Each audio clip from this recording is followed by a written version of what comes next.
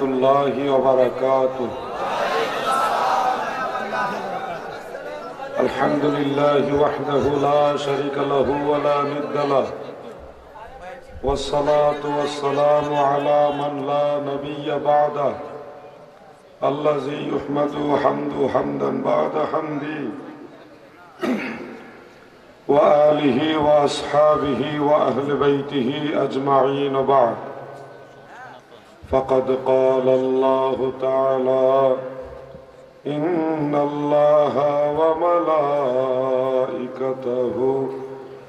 युसल्लूना Alan नबी या अय्युहल्लज़ीना आमनू सल्लू अलैहि वसल्लिमू तस्लीमा। अल्लाहुम्मा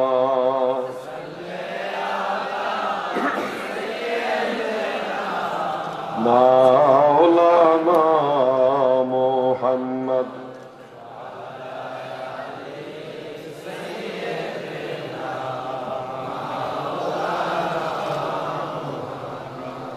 इसमें जात अल्लाह अल्लाह अल्लाह अल्लाह अल्लाह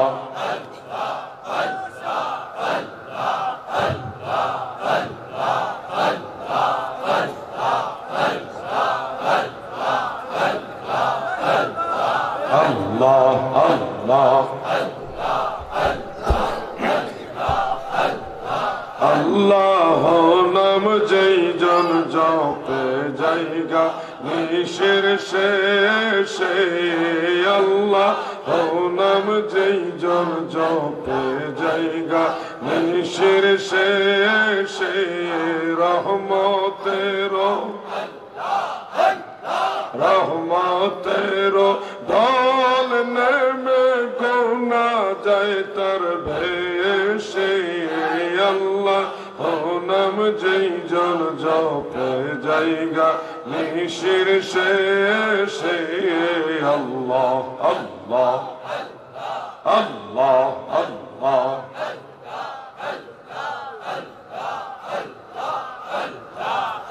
ला इलाहा इल्लल्लाह मुहम्मदुर रसूलुल्लाह सल्लल्लाहु अलैहि वसल्लम। গৌসে পাক জামে মসজিদ কমিটি অত্র এলাকাবাসী ও মুসল্লিবৃন্দ কর্তৃক আয়োজিত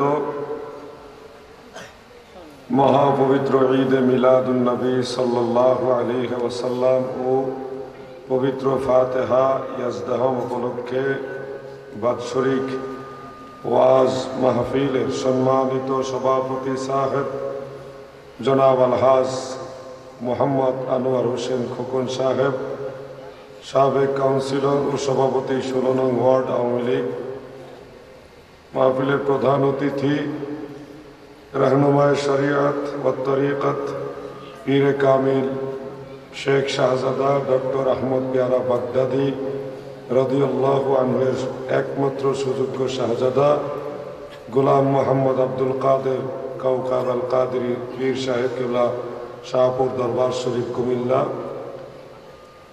विशेष अतिथि हिसेबे उपस्थित आছেন पीर तरीक़त रहनुमाए शरीयत हादिये दीन मिल्लत उस्तादुल उलमा अल्लामा शाह नादिमुर रशीद अल कादिरी पीर साहेब किबला राजापुरा दरबार शरीफ। এছাড়াও বিশেষ মেহমান জনাব মোহাম্মদ ওহিদুর রহমান সাহেব, मौलाना हाफिज आमिनुल इस्लाम अकबरी अल कादिरी साहेब, मौलाना मुफ्ती अहमद रजा अशरफी अल कादिरी साहेब, अलहाज मुफ्ती मौलाना मोहम्मद गुलाम किबलिया साहेब, हजरत मौलाना मुफ्ती शाह मोहम्मद इमरान बिन जिहादी साहेब, सैयद मोहम्मद सुहेल भाई, जहांगीर हुसैन बाबुल भाई, अलहाज मोहम्मद आमिर हुसैन भाई, जहांगीर हुसैन भाई जिन्हें 16 नং ওয়ার্ডের विशिष्ट समाजसेवक, अन्यान्य अतिथिवृंद, नाम जाना सर्वस्तरे सुन्नी तरिकतपंथी मुमिन मुसलमान भाईरा পর্দার আড়ালের মা ও বোনেরা সকলের প্রতি আন্তরিক মোবারকবাদ, অভিনন্দন। রাত্র গভীর হয়ে গেছে, অনেক পেরেশানি করে মাহফিলে আসছি। শারীরিকভাবে আমি একটু অসুস্থ। আজকের এই মাহফিল থেকে আমি গুনাহগার সহ আপনারা সবাই মিলে মহান স্রষ্টা রব্বুল ইজ্জাত আল্লাহ জাল্লা শানুহু আম্মা নওয়ালুহুর দরবারে শুকরিয়া তান আমরা সবাই বলি আলহামদুলিল্লাহ।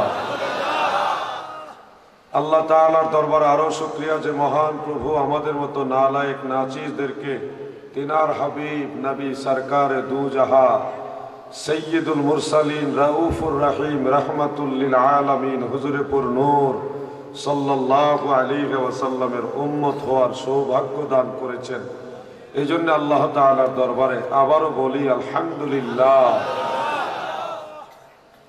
প্রিয় সুন্নি জনতা, আলোচনা যাই হয় যতটুকু হয় আল্লাহ পাকের দয়া হবে, কিন্তু আমি আপনাদেরও শুকরিয়া আদায় করি। আমার মতো একজন নগণ্য নালায়েক বাতিলদের কর্তৃক ষড়যন্ত্রমূলক মিথ্যা মামলার শিকার হয়ে নারায়ণগঞ্জের কারাগারে যখন আমি গিয়েছিলাম, তখন আপনারা শুধুমাত্র দয়াল নবীজির মহব্বতে সুন্নিয়তের স্বার্থে নিজেদের কাজকর্ম সব কিছু ছেড়ে বৃষ্টিকে উপেক্ষা করে বৃষ্টির পানিতে ভিজে রাজপথ কাঁপিয়ে আপনারা বিক্ষোভ মিছিল করেছেন। সারা বাংলাদেশের মধ্যে ন্যাশনাল রোডের 1 নং রোড, যেটা ঢাকা চট্টগ্রাম রোড, দীর্ঘ সময় আপনারা সুন্নিয়তের গণজোয়ার গণ আন্দোলনের মাধ্যমে পুরা বাংলাদেশকে দেখিয়েছেন সুন্নিয়তের শক্তি বাংলাদেশে এখনো প্রবাহমান আছে। আপনারা যা করেছেন সেটা ঋণ কোনোদিন আলাউদ্দিন জেহাদি শোধ করতে পারবে না। এই সামর্থ্য আমার নেই। আমার গায়ের চামড়া দিয়ে আপনাদের পায়ের জুতা বানিয়ে দিলেও রাসূলুল্লাহর মহব্বতে যেটা আপনারা করেছেন সেটা ঋণ আমি শোধ করতে পারবো না। আমি আপনাদের কৃতজ্ঞতা স্বীকার করি, সবার শুকরিয়া আদায় করতেছি। শুধু আলাউদ্দিন জেহাদি নয়, অদূর ভবিষ্যতে যদি আবারও সুন্নিয়তের জন্য রাজপথে নবীর সেনাদের নামতে হয়, আবারও সিংহের মতো গর্জন দিয়ে রাজপথ কাঁপিয়ে বাংলার বাতিলদেরকে জানান দিবেন বাংলাদেশ নজদির দেশ না, বাংলাদেশ শাহজালাল ইয়ামানি মুজাররদির দেশ। এই জজবাই জোয়ার আন্দোলন, সুন্নিয়তের এই গণজোয়ার সেদিন কুমিল্লা বিশ্ব রোডে যেমনি ভাবে জাগ্রত হয়েছিল, এর চাইতে আরো অধিক বেগবান হয়ে মদিনা ওয়ালার মহব্বতে সুন্নিয়তের পতাকা হাতে নিয়ে এই বাংলার জমিনে আবারও সিংহের গর্জন দিয়ে সারা দেশ কাঁপিয়ে তুলবেন ইনশাআল্লাহ। এই আহ্বান আপনাদের কাছে রাখলাম।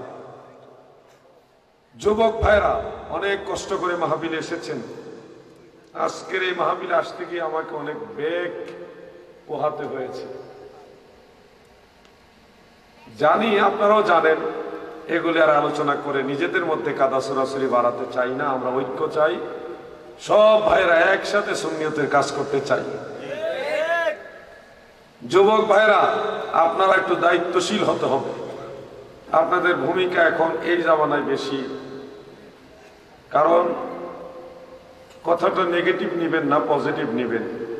আগের যুগের কিশোর যারা ছিল, যুবক যারা ছিল, তারা মুরব্বীদের ভয় পাইত। এখন যুবকদেরকে, ছোট ছোট কিশোরদেরকে মুরব্বীরা ভয় পায়। জামানা বাদল গিয়া। আমার জীবনে এরকম একাধিকবার হয়েছে। স্কুলে, কলেজে, স্কুলে, মাদ্রাসায় যখন পড়ি, প্রথম দিকে বাইসাইকেল নিয়ে যাইতেছি রাস্তা দিয়ে, দেখি স্যার আসতেছে। ওই যে আগে পড়ছিলাম স্যার, স্কুলের স্যার, স্যার আসতেছে। স্যারকে দেখার সাথে সাথে কলিজারা থবর থবর করে কাঁপা শুরু করছে ডরে। লাফ দিয়ে বাইসাইকেলতে নামে গেছি। একবার হয়নি, বহুবার হয়েছে এরকম ঘটনা। বাইসাইকেল হার্ড ব্রেক করে নাইমা সাইকেল সহ নিয়ে রাস্তার নিচে নেমে গেছি। স্যার যখন যায় তখন ভয়ে কাঁপতে কাঁপতে সালাম দিছি, আসসালামু আলাইকুম স্যার। স্যার চলে যাওয়ার পরে বাইসাইকেল টাইনা উঠে, আর সাইকেল উঠি নাই, এমনি দৌড়ে সাইকেল নিয়ে ভাগছি এলাকা থেকে। ওই জামানাটা এখন বদলে গেছে। এখন আমি আগে বলেছি কথাটা নেগেটিভ নেবেন না, এককভাবে এটা কেউ দায়ী না। চলতেছে, এইভাবে হয়ে গেছে। এই জন্য যেহেতু এই জামানাটা আপনাদেরই দখলে, আপনাদের দায়িত্ব এখন নিতে হবে। মুরব্বীরা এখন অবসর, পারবেন না দায়িত্ব নিতে যুবক ভাইরা? তবে মুরব্বীদের পরামর্শ ছাড়া সামনে যাবেন না, হোঁচট খাওয়ার সম্ভাবনা বেশি। পরামর্শ নিয়ে আপনারাই কাজ করবেন। বাতেলরা মসজিদে, মাদ্রাসায়, বিভিন্ন প্রতিষ্ঠানে ভালো প্লেস দেখে তারা প্রতিষ্ঠান করে বিভিন্ন কায়দায় তাদের আকীদা প্রচারের জন্য সর্বাত্মক চেষ্টা করতেছে। আর আমরা সুন্নিরা কার পীর বড়, কার পীর ছোট, এগুলা নিয়ে ঝগড়া করতেছি। মিলাদুন নবী সাল্লাল্লাহু আলাইহি সাল্লাম এই শব্দটা উচ্চারণ করলে বাতেলরা আমাদের দিকে বৃদ্ধাঙ্গুলি প্রদর্শন করে বলে বেদাতি, বলে না? বেদাতি বলে। এক সময় যারা কবর জিয়ারত করে, মাজার জিয়ারত করে, তারপরে বাহন উঠে মাহফিলে যাইতো, আজকে তারাও আমাদেরকে বলতেছে, বাতেলদের সাথে হাত মিলাইয়া তারাও আমাদেরকে কবর পূজারি, মাজার পূজারি বলে। আপনাদের দায়িত্বশীল হতে হবে। কবর পূজারি, মাজার পূজারি শব্দটা কোন সুন্নিদের মুখে আসতে পারে না। এটা নজদি গোষ্ঠী, নবীর দুশমন ইয়াজিদের দালালদের মুখেই শোভা পায়। কোন সুন্নি কখনো কবর পূজা করে না, মাজার পূজা করে না। সুন্নিরা মাজার জিয়ারত করে। মাজারে গিয়ে সেজদা করা আমরা সমর্থন করি না। মাজারে গিয়ে গাজার আসর বসানো আমরা সমর্থন করি না। মাজারে গিয়ে নারী পুরুষ একসাথে নাচানাচি করা, সেটা আমরা সমর্থন করি না। তবে সুন্নত তরিকায় মাজার জিয়ারতকে যারা মাজার পূজা বলবে, কবর পূজাকে যারা কবর পূজা বলবে, তারা নবীর দল না, এগুলি নাস্তির দল।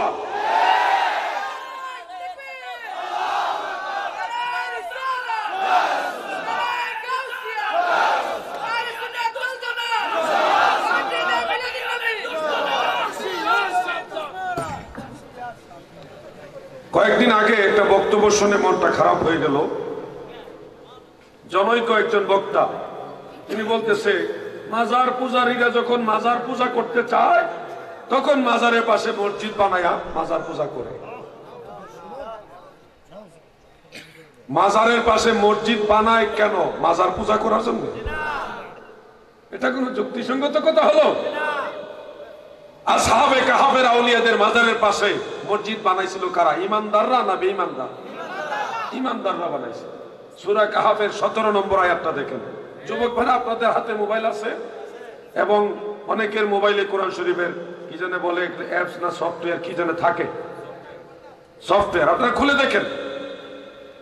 আসহাবে কাহাফের আউলিয়ায়ে কেরাম একটানা 300 বছর বা 309 বছর ঘুমাইয়া ছিল।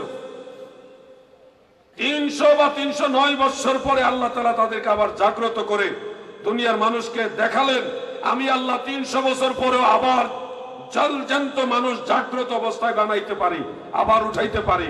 হাসরের ময়দানে এমনি ভাবে সব মানুষকে আবার জীবিত করে তুলব। এটা আল্লাহ বুঝালেন দুনিয়ার মানুষকে।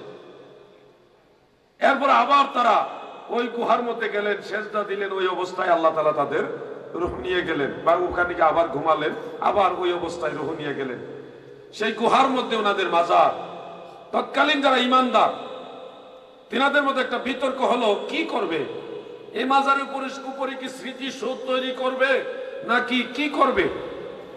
তখন একটা সিদ্ধান্ত হয়েছিল, লানাত্তাখিজুন্না আলাইহিম মাসজিদা, আমরা সেখানে মসজিদ এটা নির্মাণ করব। মসজিদ নির্মাণ করবেন কোথায়? আসহাবে কাহাফের আউলিয়াদের গুহার পাশে, মাজারের পাশে। কেন করবে? তাফসীরে রুহুল বায়ান এবং তাফসীরে মাজহারির মধ্যে কাজী সানাউল্লাহ ফানিফাতি রাহমাতুল্লাহ আলাইহি তিনি উল্লেখ করতেছেন, ইউসাল্লি ফীহিল মুসলিমুনা ওয়া ইয়াতাবাররাকুনা ফী বিমাকানিহিম, মুসলমানেরা সেই মসজিদে নামাজ আদায় করবে। ওয়া ইয়াতাবাররাকুনা বিমাকানিহিম, এই আসহাবে কাহাফের আউলিয়াদের মাজারের মাধ্যমে, বিমাকানিহিম তাদের মাকান বা মাজারের মাধ্যমে আল্লাহর তরফ থেকে বরকত হাসিল করবে, এই জন্য মসজিদ বানানো হয়েছে। সুবহানাল্লাহ। তাহলে মাজারের পাশে মসজিদ বানানোটা এটা কোরআনের তাফসীর বা আগের যুগের যারা নেক বান্দা, আল্লাহওয়ালা বান্দা, তাদের আমলের মধ্যে আছে। আর এখন যারা মাজারের পাশে মসজিদ বানাইলে আমাদেরকে মাজার পূজারী বলে, এরা আসলে কারা? এরা কি মদিনাওয়ালার দলের লোক নাকি নজবির দলের লোক? আমাদের জানতে হবে। ইমাম বুখারী রাহমাতুল্লাহ আলাইহি সম্পর্কে আপনারা জানেন। কয়েকদিন আগে আমি বলেছিলাম হুজুরের দাওয়াতে একটা মাহফিলে গিয়ে, হাফিজুল হাদিস ইমাম যাহাবী রাহমাতুল্লাহ আলাইহি, তিনার দুইটা কিতাবের মধ্যে ঘটনাটা আছে। একটা হলো সিয়ারু আলামিন নুবালা, আর একটা হলো তারিখুল ইসলাম। দুইটাই আসমাউর রিজালের কিতাব। ইমাম বুখারী রাহমাতুল্লাহ আলাইহির জীবনীর মধ্যে ঘটনাটা আছে। রাশিয়ার সমরকন্দ শহরে ইমাম বুখারী তার শেষ জীবনের শেষ সময়টা কাটাচ্ছেন। ওই সময় কিছু উলামায়ে সু, দুনিয়াদার আলেম, মিথ্যা তুহমত দিয়ে ইমাম বুখারীকে কাফের ফতোয়া দিল। ইমাম বুখারী যেটা বলেনি সেটা ওনার নামে ছড়ায় দিলেন, রটায় দিলেন এবং ওনাকে কাফের ফতোয়া দিলেন। এবং তারা একসাথে হয়ে সমরকন্দের কাজীর দরবার থেকে এই ফতোয়াকে কেন্দ্র করে ইমাম বুখারীর বিরুদ্ধে ফরমান জারি করালেন যে আগামীকাল সূর্য উদয়ের আগে ইমাম বুখারী এই সমরকন্দ শহর ছেড়ে চলে যেতে হবে। ইমাম বুখারী রাহমাতুল্লাহ আলাইহি মনক্ষুণ্ণ হলেন, কষ্ট পেলেন, ভারাক্রান্ত হৃদয় নিয়ে। জীবনের শেষ সময়ে বয়োজ্যেষ্ঠ মানুষ, বৃদ্ধ মানুষ, তিনি রওনা দিলেন সমরকন্দ শহর থেকে বের হওয়ার জন্য। রাতের বেলায় হাঁটতে হাঁটতে কিছু দূর গেলেন। ইমাম যাহাবী উল্লেখ করেছেন 3 মাইল দূরে গেলেন। 3 মাইল দূরে গিয়ে পরিত্যক্ত একটা ঘর, যেটা পাথরের গুহার মতো, ওখানে গিয়ে তিনি বিশ্রাম নিচ্ছেন, আর হাঁটতে পারতেছেন না। আল্লাহর মহিমা বুঝা বড় দয় গো।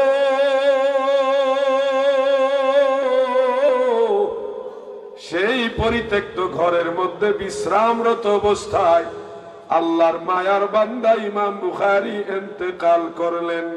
ইন্না লিল্লাহি ওয়া ইন্না ইলাইহি রাজিউন। মারাই গেলেন। আল্লাহ তার বান্দা যে মারা গেছে, আদরের বান্দা, এটা জানান দিতেছে কিভাবে জানেন? মানুষকে জানাইতেছে কিভাবে? এখানে এমন এক ঘ্রাণ, সুগন্ধি ছড়াই দিলেন। এই সুগন্ধি চতুর্দিকে ছড়াচ্ছেন। মানুষ সুগন্ধি তালাশ করতে করতে আসে ইমাম বুখারীর লাশ জেসেম মোবারক পাইলেন। সুবহানাল্লাহ বলেন। হাজার হাজার অগণিত মানুষ এসে জমা হলো, জানাজা পড়লো, ওখানে ইমাম বুখারীকে দাফন করলেন। কঠিন ইতিহাস এটা। আমিরুল মুমিনিন ফিল হাদিস, উনাকে মিথ্যা ফতোয়া দিয়া, কাফের ফতোয়া দিয়া শহর থেকে বের করাই দিলেন কাজীর মাধ্যমে। কত তিক্ত ইতিহাস এটা। ইমাম বুখারীর কথা বলছি, কোন পীর সাহেব, বাংলাদেশে কোন পীর সাহেবের কথা বলছি না। কেন বলতেছি একটু পরে বুঝবেন। মাজারের মধ্যে দাফন করার পরে আল্লাহ তাআলা অশেষ দয়া, সেই মাজারের ধুলাবালি মাটির মধ্য থেকেও মেশক আম্বরের চাইতে আরো সুন্দর ঘ্রাণ চতুর্দিকে ছড়াচ্ছে। এই ঘ্রাণওয়ালা মাটি পাইয়া বরকতান মানুষ সেই মাটি সংগ্রহ করা শুরু করলো। এমন অবস্থা যে মাজার আর মাজার থাকবে না, মাজার শুদ্ধ উঠাই নিব মানুষ। এমন তাবাররুকান মানুষ এই মাটি নেওয়া শুরু করছে। পরে একটা প্রাচীর তৈরি করে দেওয়া হলো যেন মাটি আর মানুষ নিতে না পারে, বাইরের মাটি শুদ্ধ নেওয়া শুরু করছে। আল্লাহ আসমানি বৃষ্টি বন্ধ করে দিলেন। যেদিন ইমাম বুখারী বের হয়ে যায় ওই দিন থেকে আর কোনো বৃষ্টি নাই। পানির অভাব দেখা দিল। খাইবার পানি নাই, ওযু করার পানি নাই, গোসলের পানি নাই, পানির অভাব। এমনকি সমরকন্দের কাজীর ঘরে পানির অভাব। ইমাম যাহাবী উল্লেখ করেন, এক পর্যায়ে একজন আগন্তুক ইমাম যাহাবীর ঘরে এসে বললেন, আমি একটা স্বপ্নে দেখেছি। কি দেখেছো? স্বপ্নে দেখেছি আপনি এবং এই অঞ্চলের মানুষ যদি ইমাম বুখারীর মাজারে গিয়ে আল্লাহর দরবারে কান্নাকাটি করে ক্ষমা চায়, তাহলে বৃষ্টি হবে, আর না হয় বৃষ্টি হবে না। মাজারে যাওয়ার জন্য স্বপ্নে দেখেছে। শুনেন এবার, সমরকন্দের কাজী বললেন, তুমি উত্তম স্বপ্নে দেখেছো। সবাই মিলে কাজী মানে বিচারক, তিনার নেতৃত্বে সবাই ইমাম বুখারী মাজারে দেখে পায়ে হেঁটে রওনা। মাজারে যাচ্ছেন, শিরক ফতোয়া দেওয়া। আবার মাজারে যাচ্ছেন, বক্সের ভলিউমটা একটু কমান, আর এই সেরসিরি যেন না করে, এরকম আওয়াজ যেন না করে, নরমাল আওয়াজ দেন। ভাই আমি সাধারণ মানুষ, সাধারণ আওয়াজ পছন্দ করি। সেরসিরি ডেরসিরি আর একটা কথা বলে 3 বার আওয়াজ দিতে আমার ভালো লাগে না। দাদু ভাই আমার গভীর মনোযোগ, এবার কথাটা ক্লিয়ার বোঝা যায়, দিলের কান লাগায় শুনেন গো। ইমাম বুখারী রাহমাতুল্লাহ আলাইহির মাজার শরীফে সবাই গিয়ে কাঁদলেন। মাজারে কাঁদছে গিয়ে, মাজারে গিয়ে কাঁদছে, সবাই কাঁদলেন। আল্লাহ তাআলার কাছে ক্ষমা চাইছে, ইমাম বুখারীর কাছে মাফ চাইছে। এরপরে ওখানে বৃষ্টি নাজিল হয়েছে। ইমাম যাহাবী রাহিমাহুল্লাহ উল্লেখ করেন এত বৃষ্টি হয়েছে, ওই বৃষ্টির কারণে একটানা 7 দিন মানুষ ওই মাজার থেকে যাইতেই পারে নাই। 7 দিন মাজারের কাছে আটকায় ছিল, পানি খাইয়া বাঁচছে শুধু। মাজারের নাম শুনলে যাদের চুলকানি উঠে, আমি তাদের বলতে চাই, মাজারওয়ালারা যদি এই বাংলা ভারত আসামে না আসতো, তোমার 14 গোষ্ঠী মুসলমানই হইতে পারতো না। হুজুর আমরা মাজারের কথা তো কোরআনে পাই। আরে ব্যাক কর, মাজারের কথা কোরআনে পাইছ না? আচ্ছা আপনারা বলেন চেয়ারের কথা কোরআনে আছে না? ওয়াসিয়া কুরসিয়ুহুস সামাওয়াতি ওয়াল আরদ, চেয়ারের কথা বলে কোরআনে পাইছ? এটা কি আপনারা বলেন তো? এই যে পিছে হুজুর বসা আছে, এটা কি বলেন না? হ্যাঁ এটা কি? চেয়ার আর কুরসি। এটা কি কাদারা না? এটা কি সোফা না? তো কোনটা ভুল আর কোনটা ঠিক আমাকে বলুন তো ভাইজান। আসল বিষয়টা হলো, লাউ চিনে কদু চিনে না, পানি চিনে ওয়াটার চিনে না, কলম চিনে পেন চিনে না। এই খয়রাতি মোল্লা, তুমি ভাষা জ্ঞান জানো না। কবর এটা কি বলেন তো ভাইজান? এটা বলে চাদর। দেখছেন জল যেন তো রুমাল নামে চাদর কইতাছে তারা। হ্যাঁ চাদরের মতো দেখতে দেখা যায় আর কি। এটা হইলো, এটা রুমাল। এটা কি? আচ্ছা এটা যখন সন্দেহ, এটা বাদ দিলাম। এইটা কি? আচ্ছা এটা টুপি তো শিওর সবাই। আচ্ছা এটা কি কাপড় না? এটাও শিওর। আমি বুঝাতে চাচ্ছি সব মাজারই কবর, কিন্তু সব কবর মাজার না। সব টুপি কাপড়, কিন্তু সব কাপড় টুপি না। আশা করি বিষয়টা বুঝতে আপনাদের কষ্ট হচ্ছে না। যারা মাজার চিনে না, কবর চিনে, তাদের ভাষা জ্ঞানের অভাব। মাজার কাকে বলে? মাজার মানে যেই কবর বা যেই জায়গা, যে স্থান অধিক পরিমাণে মানুষ জিয়ারত করে, ওই জায়গাটাকে বলা হয় মাজার। আপনাদের কাছে জানতে চাই, হযরতে শাহজালাল ইয়ামানি মুজাররাদি রাহিমাহুল্লাহু তাআলা, তিনার কবর জিয়ারত তুলনামূলক কম হয় না বেশি হয়? এটা আওয়াজ দিয়ে বলতে হবে, কম না বেশি? ওই জিয়ারতের কারণে এটাকে বলা হয় মাজার। ভাই সাহেব উনি মাজার চিনে না, কবর চিনে। মাজার চিনে না, কবর চিনে। মাজারের নাম শুনে চুলকায়। আরে মাজার, মাজার আছে দয়াল নবীজির রওজা মুবারক আছে, সিদ্দিক আকবরের মাজার আছে, ফারুক আজমের মাজার আছে, হযরত মুসা নবীর মাজার আছে, ইব্রাহিম খলিলুল্লাহর মাজার আছে, ওলি আল্লাহদের মাজার আছে। আবু জাহেলের মাজার নাই, ফিরআউনের মাজার নাই, নমরুদের মাজার নাই, ওয়াহাবিদের মাজার নাই।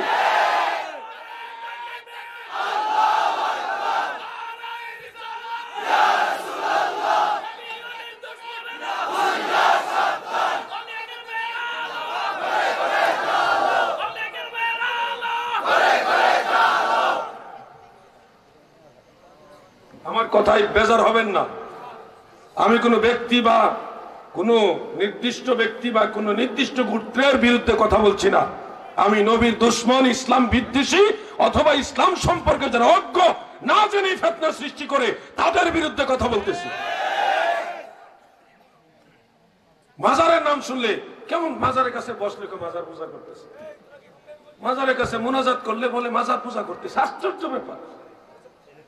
আমি মদিনা শরীফে গেছি, আমারা ধরছে, আমাকে ফরিদি সাহেবকে, মুফতি মাসুদ ভাই, মুফতি আব্দুর রাজ্জাক ওসমানী, মাওলানা হাসান সিরাজি, আমাদেরকে ঘেরাও করে ফেলছে। আমরা রওজা মুবারকের কাছে মুনাজাত কেন করলাম? আমি আগে অনেক জায়গাটা বলেছি। আশ্চর্য হলাম একটা বিষয়, মদিনা ইউনিভার্সিটি থেকে ফারেক এবং পিএইচডি কমপ্লিট করা একজন ব্যক্তি, উনি এসে বলতেছে কোন কবরের কাছে মোনাজাত করে, এটা কি দলিল আছে কিনা? আমি বলছিলাম যে কবর বললে আপনার সাথে কথা বলবো না, আপনি রওজা মুবারক বলেন তাহলে কথা বলবো, অন্যথা আপনার সাথে কথা বলার প্রয়োজন মনে করি না। উনি বাংলাদেশেই বাড়ি, ওখানে লেখাপড়া করে ওখানে এখন খেদমত করতেছে। বাড়ি হলো খুলনা খালিশপুর থানায়, আরো কয়েকজন আছে, সবাই বাঙালি, কোনটার বাড়ি পাকিস্তান, কোনটা শ্রীলঙ্কা, এইভাবে বিভিন্ন দেশ, বার্মার অনেক লোক আছে। এদের দায়িত্ব হলো মানুষকে এইভাবে অ্যাটাক করে, তাদেরকে বিভ্রান্ত করা, মানে বিব্রত করা, এটাই তাদের দায়িত্ব, তাদের মতবাদ প্রচার করা। আমি বললাম রওজা মুবারক বললে আপনার সাথে কথা বলবো, অন্যথা আপনার সাথে কথা বলার প্রয়োজন মনে করি না। একই তো। আমি বললাম কোথায় রাজরানী, কোথায় বট গাছের পেটতিনি? আপনি রওজা মুবারক বলবেন, ইয়েস অর নট? আচ্ছা ঠিক আছে, রওজা মুবারকই বললাম। এভাবে মাজার বা রওজা মুবারকের কাছে দোয়া করা, হাত উঠায়, দলিল আসেনি।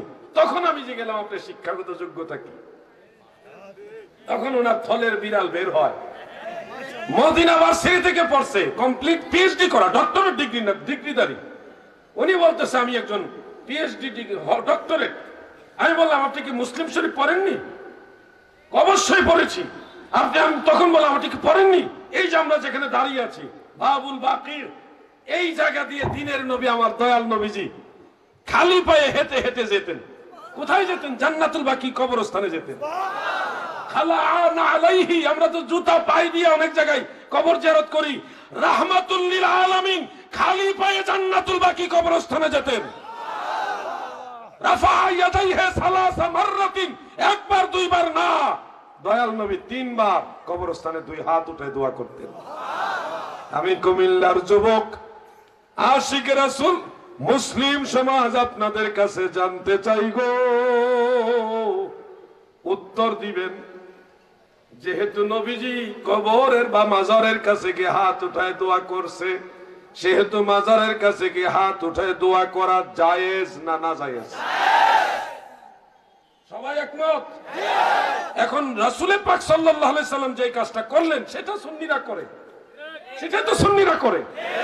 এটাকে যারা মাজার পূজা, কবর পূজা বলে, তারা কি নবীর দল না নবীর দুশমন? আমি স্পষ্টবাদী। গতকাল আমি তামিম বিল্লাহ ভাই, মাওলানা আলামী জিহাদি আর কয়েকজন আলেম ঢাকা থেকে বানসালামপুর যাচ্ছিলাম, বিষ্ণুন্দী ফেরিঘাট হয়ে। ফেরি থেকে নামলাম কয়টা কমলা কেনার জন্য আর কি, ভালো ভালো কমলা দেখে। ওখানে নামার পরে দেখি কয়েকজন ওয়াহাবি, সুন্নিরাও আসছে, হাত মিলাইছে, খুব মহব্বতে তারা একটু কথা বলার চেষ্টা করছে। ওয়াহাবিরও আইসে হাত মিলাইতো, খুব খুশি তারা আমার দেখে। আপনার দেখে আমাদের খুব ভালো লাগছে। ওয়াহাবি, কট্টর ওয়াহাবি, লেবাসই বোঝা যায় যে ভয়ঙ্কর হবে। আইসে আপনার ওয়াজ আমরা শুনি, ইউটিউবের মধ্যে শুনি। এক বুড়া লোক, তার বয়স 80 বছর, রানিং 80 বছর চলে। উনি নিজেই বলছে যে আপনার ওয়াজ আমি ইউটিউব না কি বলে আমারে শোনাইছে, আমি প্রতিদিনই শুনি আপনার ওয়াজ, তো আমার খুব ভালো লাগে। আবার দল হেইটা করে। আরেকজন আইসে, উনি মনে সম্ভবত মাদ্রাসালের লেখাপড়া করছে, মোটামুটি মসজিদে কালেকশন করে, ইয়া লইয়া কি জানে কয়টারে। আরো কয়েকজন আইসে, চিল্লা টিল্লার লোকও আইসে। বিশ্বাস করবেন কিনা জানি না, আমি তখন বললাম যে দাদু, সুন্নিদের আন্দোলন হলো আমরা বাঁচলেও যেন মানুষের দোয়া পাই, মরলেও যেন আমাদের জন্য দোয়া পাই। এটা হলো আমাদের আন্দোলন। নামাজের পরে দুয়ার পক্ষে, জানাজার পরে দুয়ার পক্ষে, দাফনের পরে দুয়ার পক্ষে, শবে বরাতের দুয়ার পক্ষে, শবে মেরাজের দুয়ার পক্ষে, কোরআন শরীফ পরে দুয়ার পক্ষে। এইভাবে প্রতিটা মুহূর্তের সময়ের সুযোগে সব সময় দুয়া যেন চালু থাকে, এজন্যই সুন্নিরা চায়। আর বাতিলরা, যাদেরকে আমরা ওয়াহাবি বলি, তারা সেই দোয়া বন্ধ করে দিতে চায়। দাদু আপনার বয়স 80, আল্লাহ কখন কাকে ডাকতে জানি না। আপনি যদি মারা যান, আপনার জন্য যদি মানুষ দোয়া না করে, আপনি খুশি হবেন কিনা বলেন? ভুলে গেছি, গেলাম, চোখের পানি টলমল করে, মানে পানি ছাড়ে নাই, শুধু টলমল করতেছে পানি। যখন কইলাম আপনি যদি মারা যান, যদি আপনার জন্য দোয়া না করে, আপনার কেমন লাগবে বলুন? চোখের পানি টলমল করে স্যারে কো, হুজুর এই জন্য আপনাকে খুব ভালো লাগে, আপনি খুব স্ট্রেট কাট কথা বলেন, কথার মধ্যে জড়তা রাখেন না, যা বলেন পরিষ্কার ভাবে বলেন, আমার খুব ভালো লাগে হুজুর, আপনাদের দলের সাথে আমি থাকতে চাই। তখন জোর করতেছে, বিস্কিট খাওয়াইতো, চা খাওয়াইতো, এই খাওয়াইতো, যা খাইতে চাই তা খাওয়াবো। আমি পরে কই এখন যেহেতু চোখের পানি আইছে কইছে সুন্নি দলে থাকবো তো এখন খাওন যায় খাইছি কি করবো পুরা মানুষ 80 বছর বয়স চা বিস্কুট খাওয়াইছে আবার কইছে সুন্নি জামাতে থাকবো আমি যা বলি স্টেট কার্ড কথা বলি পরিষ্কার ভাষায় কথা বলি সুন্নিরা মাজারের কাছে দোয়া করলেই কেউ মনে করেন না যে আমরা কবরবাসীর কাছে চাই আমরা কবরবাসীর উসিলা দিয়ে মহান আল্লাহ তাআলার কাছে চাই ভাও বুঝবেন উল্টা নয় উল্টা ফতোয়া আমরা অনেকে আমাদেরকে টিটকারি করে শাহজালালের বাবার কাছে গিয়া চাইতেছে ছেলে চাইতেছে বাবা ছেলে দাও বাবা ছেলে দাও কে বলেছে তোমাকে বাংলাদেশের কোন সুন্নি কোন আলেম আজ পর্যন্ত বলে নাই যে আমরা মাজারে গিয়ে মাজারবাসীর কাছে চাই কোন বাবার কাছে আমরা চাই কোন আলেম বলেনি বলছে আল্লাহর ওলির উসিলা দিয়ে আল্লাহর কাছে চাই ঠিক না বেঠে কেন আমরা হিট করে কথা বলি তারা মিথ্যাবাদী তারা আমাদের উপর মিথ্যা অভিযোগ দেয় মিথ্যা মানুষকে প্রতিহত করে সত্যটা বুঝাতে হবে তখন একটু শক্তভাবে জবাব দিতে হবে আপনাদের বলা হয় যে মাজারে গিয়ে আমরা মাজারের পীরের কাছে চাই কখনোই না মাজারবাসীর উসিলা দিয়ে আল্লাহর কাছে চাই উসিলা মানেননি আপনারা আওয়াজটা দুর্বল হয়েছে যুবক ভাইরা মন থেকে বলবেন উসিলা মানেন মোটামুটি সবাই কইছে বোঝা গেছে মাজারের কাছে গিয়ে আমরা কি করি একটু আদবের সাথে হয়তো বসি অনেক সময় দাঁড়াই আরে মাজারের কাছে গিয়ে আদবের সাথে বসলেই যদি সেজদা হয়ে যায় এরকম আদবের সাথে তো বহু জায়গায় আমরা বসি একটা হাদিস আমার মনে হয়ে গেল বিরক্ত হচ্ছেন না তো আপনারা এই হাদিসটা সুনানু আবি দাউদের মধ্যে উল্লেখ আছে মুসনাদু আহমদের মধ্যে আছে আমার জানা মতে হাদিসের সনদ সহিহ আমি তাহকিক করেছি ব্যক্তিগতভাবে প্রতিটা রাবি সিকা না গায়রে সিকা এই ব্যাপারে আমি নিজে তাহকিক করছি করে দেখছি রিজালুহু কুল্লুহুম মুআসসাকুন বিশুদ্ধ হাদিস হযরতে সাহাবীর নামটা আমি পরে বলি উসমান রাদিয়াল্লাহু আনহুর জামানায় কুখ্যাত মুনাফিক মারওয়ান ইবনে হাকাম সে মসজিদ নববীতে গেল রওজা মুবারকের দিকে তাকায় দেখে একজন ব্যক্তি আল্লাহ রাসূলের রওজা মুবারকের কাছে খুব আদবের সাথে জড়সড় হয়ে বসে আছে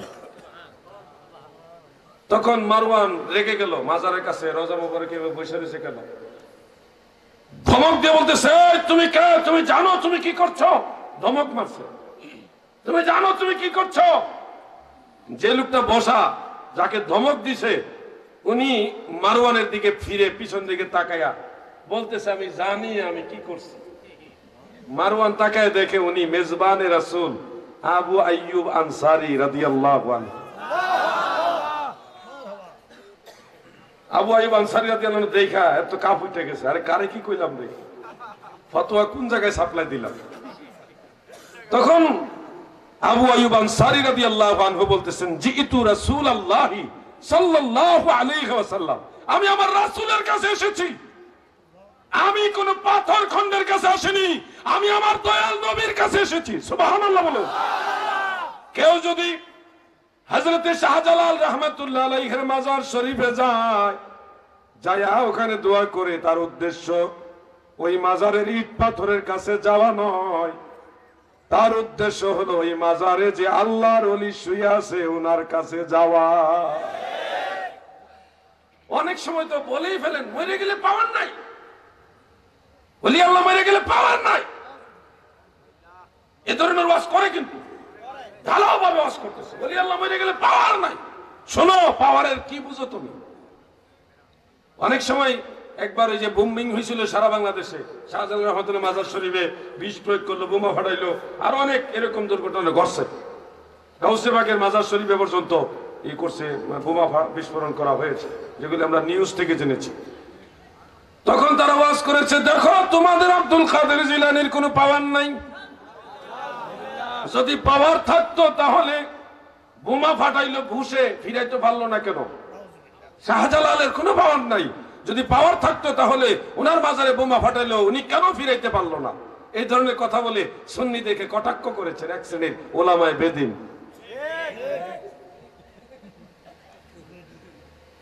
আমরা তাদেরকে তখন বলেছিলাম, শোনো, পাওয়ার থাকলেই সবসময় দেখাইতে হয় না। আল্লাহর পাওয়ার আসেনি,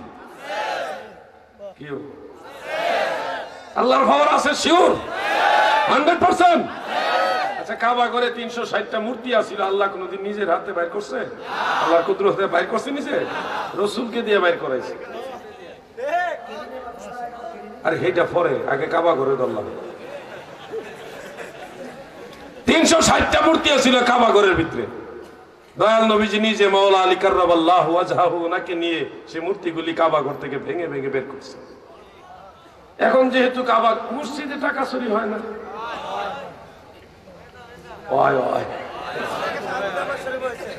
মসজিদে ঘড়ি চুরি হয়, মাইক চুরি হয়, মসজিদে টাকা চুরি হয়, আর কত কিছু চুরি হয়। আচ্ছা, মসজিদ তো আল্লাহর ঘর, বাইতুল্লাহ আল্লাহর ঘর। এটা আল্লাহর ঘরের থেকে যে চুরি হয় আল্লাহ ফিরায়নি। তার মানে কি এটা ধরে নেবেন যে আল্লাহর পাওয়ার নাই, এই জন্য ফিরাইতে পারে না? নাকি পাওয়ার থাকলে সবসময় দেখাইতে হয় না? বন্ধুরা আমার তামিম বিল্লাহ ভাই বললেন, এই তো কয়েক বছর আগে কাবা ঘরের উন্নয়নমূলক কাজ করতে যাইয়া ক্রেন না কি বলে, ক্রেন, ওইটি পইরা গেছিল, পইরা বহু মানুষ, বহু হাজি সাহেবরা মারা গেছে। তো এখন এগুলি বলতে গেলে তো অনেক কথা, ওগুলি বলা উদ্দেশ্য না, আমরা বুঝাতে চাচ্ছি এটাই, আল্লাহ পাওয়ারের মালিক। আল্লাহ তার নবীদেরকে, তিনার ওলিদেরকে বিশেষ কিছু মহান সম্মান দান করে, সেই সম্মানগুলিকে আমরা পাওয়ার হিসেবে বলে থাকি। এই সম্মানগুলি স্বীকার করতে যাদের কষ্ট, আমি তাদেরকে জিজ্ঞাসা করি, তোমাদের কিসের পাওয়ার? পাওয়ারের মালিক তো আল্লাহ। আন্নাল কুওয়াতা লিল্লাহি জামিআ। তোমার পাওয়ার আইলো কইতে? তোমার পাওয়ারের মালিক তো আল্লাহ। তুমি খাও, পরো, হাঁটো, চলো, দেখো, ফিরো, কথা বলো, সবই তো আল্লাহর দেওয়া পাওয়ার, তোমার তো না। পাওয়ার দিছে কে? শিরিক হয় না? আপনি যদি বলেন আমার হাঁটার শক্তি আছে, আমার দেখার শক্তি আছে, এই যে এটা তো আপনার না, এটা কার দেওয়া? তা আপনি যদি বলেন আমার শক্তি আছে, তাহলে এটা শিরিক হয় না? না, একটা হাকিকি অর্থ আর একটা হলো মাজাজি অর্থ। এগুলি বুঝতে হবে। ওলি আল্লাহ বিদ্বেষী যারা, তাদের ব্যাপারে সোচ্চার হতে হবে। সুন্নি জনতা, আমার আলোচনা আমি কিছুক্ষণের মধ্যে টেনে দিব, আপনাদের বিরক্তির কারণ হব না, তবে আপনাদের বলে যাচ্ছি, সব পীর মাশায়েখ এবং তিনাদের ভক্তবৃন্দ সুন্নি আকীদায় যে যেখানে আছেন সবাই এক থাকবেন। দরবার আপনি আপনার পীরের মুরিদ, ময়দান আমরা সবাই নবীর সেনা। সুন্নিরা দলিল দেওয়া লাগে না তো? আমারে জেলে দিচ্ছে, আমি জেলে গিয়ে দলিল দিয়ে বুঝান লাগছে না? অটো অটো শুন, ও সব ওয়াহাবি সুন্নি অটো। যখন শুনছে আলাউদ্দিন জিহাদি জেলে আসছে, সব ওয়াহাবি দেখতে পাইছে। আমি যে জেলে ঢুকে মিলাদ শুরু করে দিছি, নামাজের পরে জিকিরও করছি, মিলাদ শুরু করছি, সব ওয়াহাবি কোনো দলিল চায় না আমার কাছে, আল্লাহর কসম। একটা ওয়াহাবি ও মিলাদের দলিল চাইছে না। সব কয়টা আমার লগে দাঁড়ায় আবার নবীরে সালাম দিছে, বিনা দলিলে। নারায়ণগঞ্জের জেলে সব ওয়াহাবি সুন্নি, দলিল লাগে না। সুন্নিরা হাইটা গেল, সুন্নিয়ত প্রচার হয়। ইমানি জজবা লাগে, ইমানি জজবা লাগে ভাই, ওটাই আমাদের অর্জন করতে হবে। ফিতনা তো অভাব নেই, ওয়াজ যে করব, তবে ওয়াজ করার জন্য যে একটা মানসিকতা, এটা তো থাকতে হবে। আমার মন মানসিকতা আজকে ভালো না। মাজার নিয়ে কয়েকটা কথা বললাম। মাজার বিদ্বেষী যারা, আপনারা শুনলেন। এখন যদি না বুঝেন কিছু করার নাই, বুঝলে বুঝপাটা, না বুঝলে। যুবক ভাইরা শোনো, আমি কেন সুন্নি? আমি কেন সুন্নি? আমি তো ওয়াহাবি হইতে পারতাম।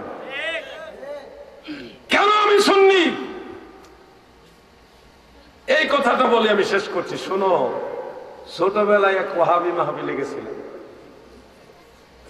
যাইয়া এক ওয়াহাবি বক্তার ওয়াজ শুনছে, নামাজের পরে মুনাজাত বেদাত কয়, আজানের পরে মুনাজাত বেদাত কয়, দোয়া জানাজার পরে দোয়া বেদাত, মিলাদ পড়া বেদাত, মিলাদের পরে দোয়া তো নাই, শবে বরাত মানে না, শবে বরাতের দোয়াও বন্ধ, সব বিরুদ্ধে, খালি দোয়ার বিরুদ্ধে ওয়াজ করছে। ছোট মানুষের সময় এত কিছু বুঝি না, ওয়াজ শুনছি, হুজুর বড় হুজুর ওয়াজ করছে বেদাত। পরে আবার কয়েকদিন পরে আরেকটা মাহফিলে গেলাম, ওইটা আবার সুন্নি মাহফিল। ওই সময় এত কিছু বুঝি না, ছোট, কত বয়স সেটা আমার খেয়াল নেই, অনেক আগের ঘটনা। ওখানে গিয়ে আবার শুনি ওই হুজুরে বলতেছে নামাজের পরে দোয়া জায়েজ, জানাজার পরে দোয়া জায়েজ, আজানের পরে দোয়া করা যাবে, মিলাদ পরে দোয়া করা যাবে, শবে বরাতে দোয়া করা যাবে, শবে মেরাজে দোয়া করা যাবে, কুরআন শরীফ পরে দোয়া করা যাবে, নফল নামাজ পরে দোয়া করা যাবে, ফাতিহা শরীফ পরে দোয়া করা যাবে। দোয়ার পক্ষে উনি অনেক কথা বলল, আমার মনের মধ্যে একটা পেঁচ লাগছে। উনিও তো হুজুর, উনি কইল জায়েজ নাই বেদাত, আর উনি বলতেছে জায়েজ। ঘটনাটা কি? এই চিন্তা করতে করতে বাড়িতে গিয়ে আম্মাকে, আমার মা, আমার গর্ভধারিণী মাকে বলতেছে, আম্মা তুমি যদি মারা যাও, আমি যদি তোমার জন্য দোয়া না করি, আম্মা তোমার কি খারাপ লাগবে? আম্মাকে জিজ্ঞাসা করতেছে। আম্মা তখন বলতেছে কি জানেন, চেহারাটা মুহূর্তের মধ্যে মলিন করে বলতেছে, ফুট তুই আমার লেগে দোয়া করতি না? এমন একটা মানে চেহারাটা মলিন ভাবে এই কথাটা বলেছে, আমার কলিজাটা মোচড় মেরে দিছে মায়ের মায়ায়। আমি বলছি, আম্মা আমি যদি তোমার জন্য দোয়া না করি তোমার কেমন লাগবে? আম্মা কয়, ফুট তুই আমার লেগে দোয়া করতি না? তখন আমি সিদ্ধান্ত নিয়েছি, দোয়া করলে মা খুশি হয়, দোয়া করলে মা যেহেতু খুশি হয় আল্লাহ খুশি হবে। ওই আমি পাক্কা সুন্নি লাইনে যাই। আমি কুমিল্লার যুবকদেরকে বলবো, কুমিল্লার যুবক ভাইয়েরা গো, তোমরাও বাড়িতে যাইও, মা জননীকে ডাক দিয়ে বইল, মা গো মা, আমি তোমার জন্য দোয়া যদি না করি মা তুমি খুশি হবা না বেজার হবা? দেখবেন মা কি উত্তর দেয়। আপনিও তো যদি একজন সন্তানের বাবা হয়ে থাকেন, আপনিও তো বাবা, আপনার সন্তান যদি আপনার জন্য দোয়া না করে আপনার মন কেমন লাগবে? নিজেকে জিজ্ঞাসা করেন, আপনি সত্য মিথ্যা পেয়ে যাবেন। নামাজের পরে, ফরজ নামাজের পরে, নফল নামাজের পরে, কুরআন শরীফ পরে, মিলাদ শরীফ পরে, জিকির করে, ফাতিহা শরীফ পরে, শবে বরাতে, শবে মেরাজে, 40 4 দিনে সময় মতো সুবিধা পাইলে, সুযোগ পাইলেই মা বাবার জন্য যারা দোয়া করতে চায় তারা ওয়াহাবিরা না, তারা সুন্নি জামাত। বলেন তো, ফরজ নামাজের পরে দোয়া এটা যেন থাকে, এটার জন্য আন্দোলন কি ওয়াহাবিরা করে না সুন্নিরা? মিলাদ শরীফ থাকুক, মিলাদের পরে দোয়াও থাকুক, এটার জন্য কারা? ওয়াহাবিরা আন্দোলন করে না সুন্নিরা করে? সিদ্ধান্ত তোমরা নিবা ভাই।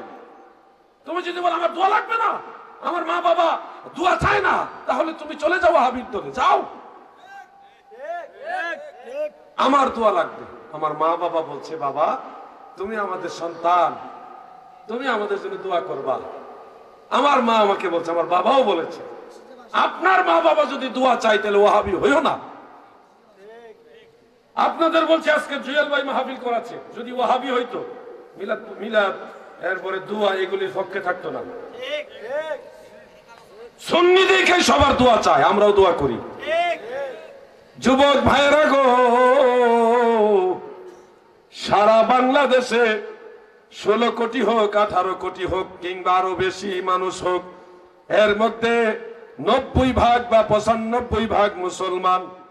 সবগুলি মুসলমানকেও যদি একসাথে জিজ্ঞাসা করো আপনারা দোয়া চান কিনা, দেখবেন আমার বিশ্বাস শতকরা 98 জন বলবে আমরা দোয়া চাই। আপনারা চাননি দোয়া? না, এখানে মনে হয় 50% দোয়া চায় না। দোয়া চান? তাহলে কি ওয়াহাবি হইবেন না সুন্নি হইবেন? বুঝলেন? ডিসি সাহেব, এসপি সাহেব, ওসি সাহেব, বিভিন্ন জায়গার এমপি সাহেব, এরপরে আরো যারা আছেন মেম্বার সাহেব, চেয়ারম্যান সাহেব, সবাই আপনাদের জন্য যদি কেউ দোয়া করে সেটা সুন্নিরাই করে। ওয়াহাবিরা দোয়া করার জন্য দোয়া করে না, আপনাদের মন জয় করার জন্য দোয়া করে। কারণ দুয়ার পক্ষে ওয়াহাবিরা না, দুয়ার পক্ষে হলো, বলেন না দুয়ার পক্ষে কারা? বুঝে নিবেন, মরে গেলে লাশটা থামাই দিব ওয়াহাবিরা কবর ভিতরে দোয়া করতো না। সুন্নিরা জানাজা পড়বো, কাতারটা ভাঙে আবার একটু দোয়া করবো, আবার লাশটা কান্দিলে 40 কদম হাঁটবো, তালকিন দিব, এরপরে লাশ কবরে নিয়া সুন্নত তরিকায় কবর লাশ ঢুকাবে, দোয়া পড়বে, দাফন করে আবার দোয়া করবো, বাড়িতে আবার দোয়া করবো। দোয়ার খেলা। আর ওয়াহাবিরা দোয়ার কথা কবেন দেখেন ভাই জামা গরম হয়ে গেছে, দোয়ার কথা শুনতেই পারে না। আমার এই কথাগুলি আজ না হয় কাল বুঝবেন, বুঝলেও আলহামদুলিল্লাহ, না বুঝলে আমার কিছু করার নাই। আমি যা বলছি সত্য কথা বলছি। প্রিয় বন্ধুরা আমার, মিলাদুন নবী নিয়ে কথা বলতে গেলে তো একটু সময়ের দরকার, তবে মুখতাসার একটু কথা বলি। আমাদের দেশে অনেক ভাইরা মিলাদুন নবী মানে না, মিলাদুন নবী নাকি খুঁজে পায় না, ওনাদের চোখে সমস্যা। চোখে যদি সমস্যা হয় চশমা লাগাও, চশমার পাওয়ার কম হলে পাওয়ার বাড়াও, যদি তাতেও কাজ না হয় কচু শাক খাও। মিলাদুন নবী দলিল ভাই না, কানার ঘরে কানা ধইরা কচু শাক খাবে, খাই না খাইলে সিদ্ধ ওই যে যেন না চুলকায়, এই জন্য অনেক মা বোনেরা দেখছি এটা গরম পানি দিয়া ফাপ দিয়া চুলকাইন্না পানিটা ফালাই দেয়। যেই ওয়াহাবি সুন্নিয়তের দলিল ভাইব না, মিলাদুন নবীর দলিল ভাইব না, এই ওয়াহাবিরা ধইরা ওই চুলকাইন্না পানিটা ফালাইবেন না, এটা শুদ্ধ খাওয়াই দিবেন। দলিল ভাই না, কানা কোন কিতা হইতাই রে বা বেড়া সারা লাগাইবেন। এটা গালি না, এটা সিলেটি ভাষা। এক দেশের গালি আরেক দেশে বলি, এমন শব্দ আছে এখানে উচ্চারণই করা যাবে না, কিন্তু এটা একটা থানার নাম না, গোয়েন গেট না, আরেকটা আছে, এটা কোয়া যাবে না। লাহাওলা কথা এটা চিন্তাই করা যাবে না। এই জন্য আপনার এটাই বলতে চাচ্ছি, অনেক বিষয় আছে বুঝতে হবে। দুইজন ইমামের নাম বলি, হাফিজুল হাদিস ইমাম ইবনু হাজার আসকালানি রাহিমাহুল্লাহ এবং ইমাম জালালউদ্দিন সুয়ুতি রাহিমাহুল্লাহ। দুইজনই হাফিজুল হাদিস। একজনের 2 লক্ষ হাদিসের সনদ মুখস্থ জানতো, আরেকজনের বেশি জানতো না, মাত্র 6 লক্ষ হাদিসের সনদ মুখস্থ জানতো। অনেকে লড়ে সরে না, মনে হেরাও 6-7 লাখ হাদিস পারে।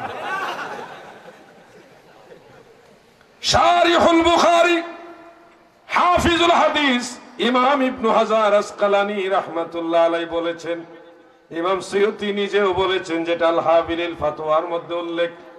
ইমাম সুয়ুতি উল্লেখ করেন তাফসীরে রুহুল বয়ানের 9ম খণ্ডের 64 পৃষ্ঠার মধ্যে, ইসমাইল হাক্কি রাহিমাহুল্লাহ উল্লেখ করেছেন, সুবুলুল হুদা ওয়ার রাসাদের মধ্যে উল্লেখ রয়েছে, সিরাতে হালাবিয়ার মধ্যে উল্লেখ, আরো অনেক কিতাবের মধ্যে উল্লেখ।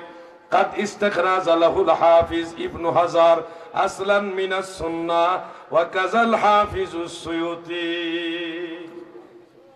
রাসূলের সুন্নাহ থেকে মিলাদের ভিত্তি বের করেছেন ইমাম ইবনু হাজার আসকালানি, অনুরূপ ইমাম জালালউদ্দিন সুয়ুতি, যারা লক্ষ লক্ষ হাদিসের সনদ মুখস্থ জানতো, তারা বলতেছে এটার আসল সুন্নাহর মধ্যে আছে, এটার দলিল আছে, মিলাদের দলিল আছে।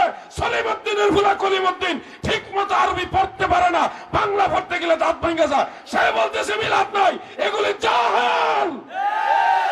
নারে তাকবীর, নারে রিসালাত, নারে গাউসিয়া, আহলে সুন্নাত। কিছুদিন বলতে কয়েক বছর আগে কুষ্টিয়া জেলার মিরপুর থানা আমি এক মাহফিলে গেছিলাম।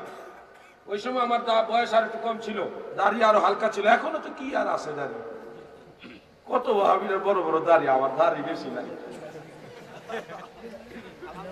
যাক আল্লাহ যেটা দিছে আলহামদুলিল্লাহ, বড় হয় না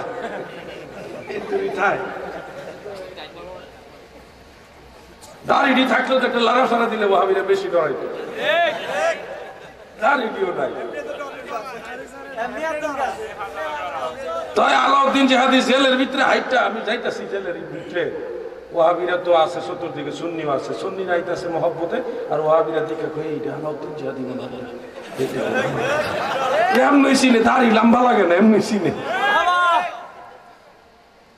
বন্ধুরা আমার, ওই যে বলছি এটা লাইনে যাই।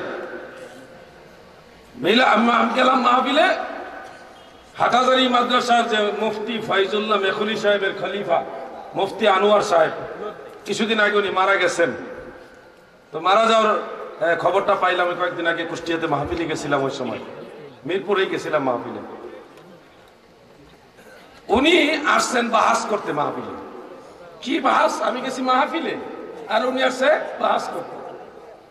কি বাহাস? যে মিলাদ নিয়ে বাহাস হবে। আমি বলছিলাম যে বাহাস করতে আসি না, মাহফিল আসছে। না, এখানে মাহফিল করতে হলে বাহাস করতে হবে। আমাদের জাকের ভাইরা আসছিল ওখানে, তার যারা গেছিল আমার সাথে তারাও শক্ত মানুষ। ধরে বাহাস করা মসজিদের খতিব ওনারা আনছে, ওনার সাথে আবার আওয়ামী লীগের যারা লিডার ওই এলাকার আঞ্চলিক ওনারা আসছে। মোটামুটি 2টা গ্রুপই এখন মজবুত, কেউ সাথে কেউ কম না। উপস্থিত বাহাসে বসে গেল। আমার সাথে গাড়িতে কিছু না কিছু কিতাব সবসময় থাকে, আর ল্যাপটপ থাকলে তো কথাই নাই। বাহাসের মধ্যে উনি বলতেছে, এই যে মিলাদ আপনার এগুলি কোথায় পেলেন? এটা কোরআনেও নাই, হাদিসেও নাই, এটা সম্পূর্ণ বেদাত। আমি তখন বললাম, মুফতি সাহেব আপনি আমার বয়োজ্যেষ্ঠ মুরব্বী, আপনার প্রতি পূর্ণাঙ্গ শ্রদ্ধা রেখে বলছি, আপনি বড় আলিম না ইমাম ইবনে হাজার আসকালানি বড় আলিম? তখন কওমি আলেম তো ইমামদেরকে সম্মান করে, বলছে আল্লাহু আকবার। কোথায় ইমাম আসকালানি আর কোথায় আমি আনোয়ার? এটা আবার উনি যথার্থই বলেছে। আমি তখন এই দলিলটা বললাম, ইমাম আসকালানি ইমাম সিউতি দুইজন বলেছে, এবং দুইজনে কাদ ইস্তিখরাজ লাহুল হাফিজ ইবনে হাজার আসলাম মিনাস সুন্নাহ, সুন্নাহ থেকে মিলাদের দলিল বের করেছেন ইমাম আসকালানি। তখন উনি আমাকে বলতেছে, এটা কি ইমাম আসকালানি বলেছেন? তখন আমি শিওর হলাম যে লোকটা এখনো ওই দলিল খুঁজা। তাফসীরে রুহুল বয়ান খুলে দলিল দেখালাম। আমার দাদু ভাইরা গো, কুমিল্লাতেও যদি এমন কেউ থাকেন মিলাদ কোথাও পান নাই, আমি বলবো আপনি পান না, এটা আপনার দুর্বলতা। যারা গবেষক, যারা লেখক অথবা যারা যুগের ইমাম ছিল তারা পাইছে, তারা এই জন্য এটা জায়েজ মুস্তাহাব সুন্নত হিসেবে ফতোয়া দিয়া গেছে। আপনি যদি বলেন আমি পাই নাই, আমি বলবো আপনি পাওয়ার চেষ্টা করেন, আরো পড়ালেখা করেন। আপনি পান নাই এই কারণে না জায়েজ। যত সব পাগলামি। মিলাদুন নবী নিয়ে সারা দেশে আমরা যুদ্ধ করতেছি। বাতিলরা মিলাদ নিয়ে বাহাসে আসে না, খুশি হবেন, আশা করি খুশি হবেন। এখন ওয়াহাবিরা কয় মিলাদুন নবী মানি, তবে ঈদে মিলাদুন নবী মানি না। এটা আমাদের খেদমতের ফসল। এই যে সুন্নি আলেমরা দিন রাত অক্লান্ত পরিশ্রম করে করে জায়গা জায়গা যায় দলিল দিতেছে, কিছুটা এফেক্ট হইতেছে না? আগে তো মিলাদুন নবী মানতো না। আপনারা কল্পনা করতে পারবেন না, এই যে ব্রাহ্মণবাড়িয়া জেলার কসবা, ব্রাহ্মণবাড়িয়ার কসবায় সুন্নিরা 12ই রবিউল আউয়াল ঈদে মিলাদুন নবী পালনের জন্য অ্যাপ্লিকেশন দিয়েছে টিউনু সাহেবের কাছে। এখন ওয়াহাবিরাও অ্যাপ্লিকেশন দিয়েছে যে আমরাও মিলাদুন নবী পালন করব, আমাদের পারমিশন দেন। সুন্নিরা কইটা বাকি তো নারায়ে তাকবীর, আল্লাহু তাকবীর লাগবে না, শুনেন নারায়ে রিসালাত। ওকে, সুন্নিরা পড়ে গেছে চিন্তা, এই কাম তো কোনোদিন হইছে না। ওয়াহাবিরা মিলাদুন নবী পালন করার জন্য অ্যাপ্লিকেশন দিয়েছে। সুন্নিরা কই ঠিক আছে টিউনু সাহেব, আপনারা সকালে দিলাম, তারারে বিকালে দিলাম। টিউনু সাহেবকে সুন্দর কথা কইছে, আপনারা তো ভালো মানুষ, আপনারা তো তারাটা বন্ধ করতে আসেননি, তারা তো আপনারাটা বন্ধ করার জন্য বলছে। তখন টিউনু সাহেব দুইটাই দিছে, সুন্নিরা সকালে করছে আর ওয়াহাবিরা মিলাদুন নবী পালন করছে বিকালে। লক্ষণ খারাপ না ভালো? গাধা পানি খাইনি, গুদা পিলে খাইনি। আগে বলা হয়েছিল ইয়া রাসূলুল্লাহ বলা যাবে না, শিরক। এখন তাদের বড় বড় শায়েখরাই বলতেছে না, অসুবিধা নেই, গ্রামারেও সমস্যা নেই, এখন ইয়া রাসূলুল্লাহ বলা যাবে, যদি ফেরেশতারা পৌঁছায় দেয় ওই নিয়তে বলে তাহলে জায়েজ হবে। মারহাবা বলেন। বুঝলা? একটু দেরি করে বুঝলা। সুন্নিরা এইভাবে খেদমত অব্যাহত চালায় যান। এগুলি প্র্যাকটিক্যাল কথা বলতেছি। মিলাদুন নবী রাসূলে পাক নিজে পালন করেছে, সাহাবীরা করেছে। দলিল কাল্পনিক দলিল দিব না। আলাউদ্দিন জিহাদি এমন দলিল দিবে ও ডাইলপুরি হুজুর আনলেও কাম হইব না। আমি কোন বক্তার নাম নেই নাই, জাস্ট একটা শব্দ উচ্চারণ করছি। এটা যদি কেউ নিজের উপরে নিয়ে যায় তো আমার কোনো দোষ নেই। কোন এলাকার নামও ডাইলপুরি না, আমি এমনি কইছি, এমনি জাস্ট বুঝার লাগে। বন্ধুরা আমার, দিলের কান লাগায় শুনবেন। আসলে মানুষ তো বুঝে এখন। জনৈক মোল্লা বলেছিল ইয়া নবী কোথাও নেই, জায়েজ নেই, বেদাত হেন তেন বহু কথা বলেছিল না বক্তা। ইয়া নবী পায় না খুঁজে, ইয়া নবী নাকি ভুল। আমরা জবাব দিয়েছিলাম ইয়া নবী আসল মে ইয়া আইয়ুহান নবী হয়। নাহুর কায়দা বলেছিলাম, শরহে জামি সহ অনেকগুলি নাহুর কিতাবের ইবারত উল্লেখ করে বলেছিলাম ইজা ক্বালা রাজুল, ইজা ক্বালা ইয়া রাজুলু ফামানাহু কামানা ইয়া আইয়ুহার রাজুল। এটা উলামায়ে মুতাকাদ্দিমিন নাহুবিদ যারা, ওনারা বলেছেন ইজা ক্বালা যখন বলে ইয়া রাজুলু, ইয়া নেদা, আর রাজুলু নাকেরা হিসেবে মুনাদা, নেদা আসার কারণে মারেফা।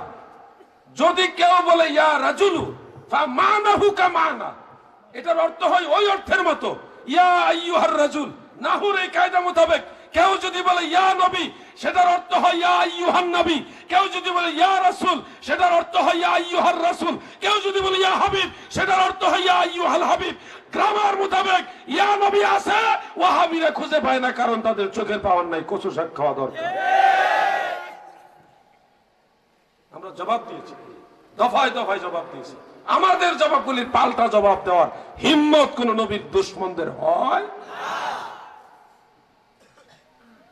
আর 1 মিনিট বাকি আছে, 12টা বাজার।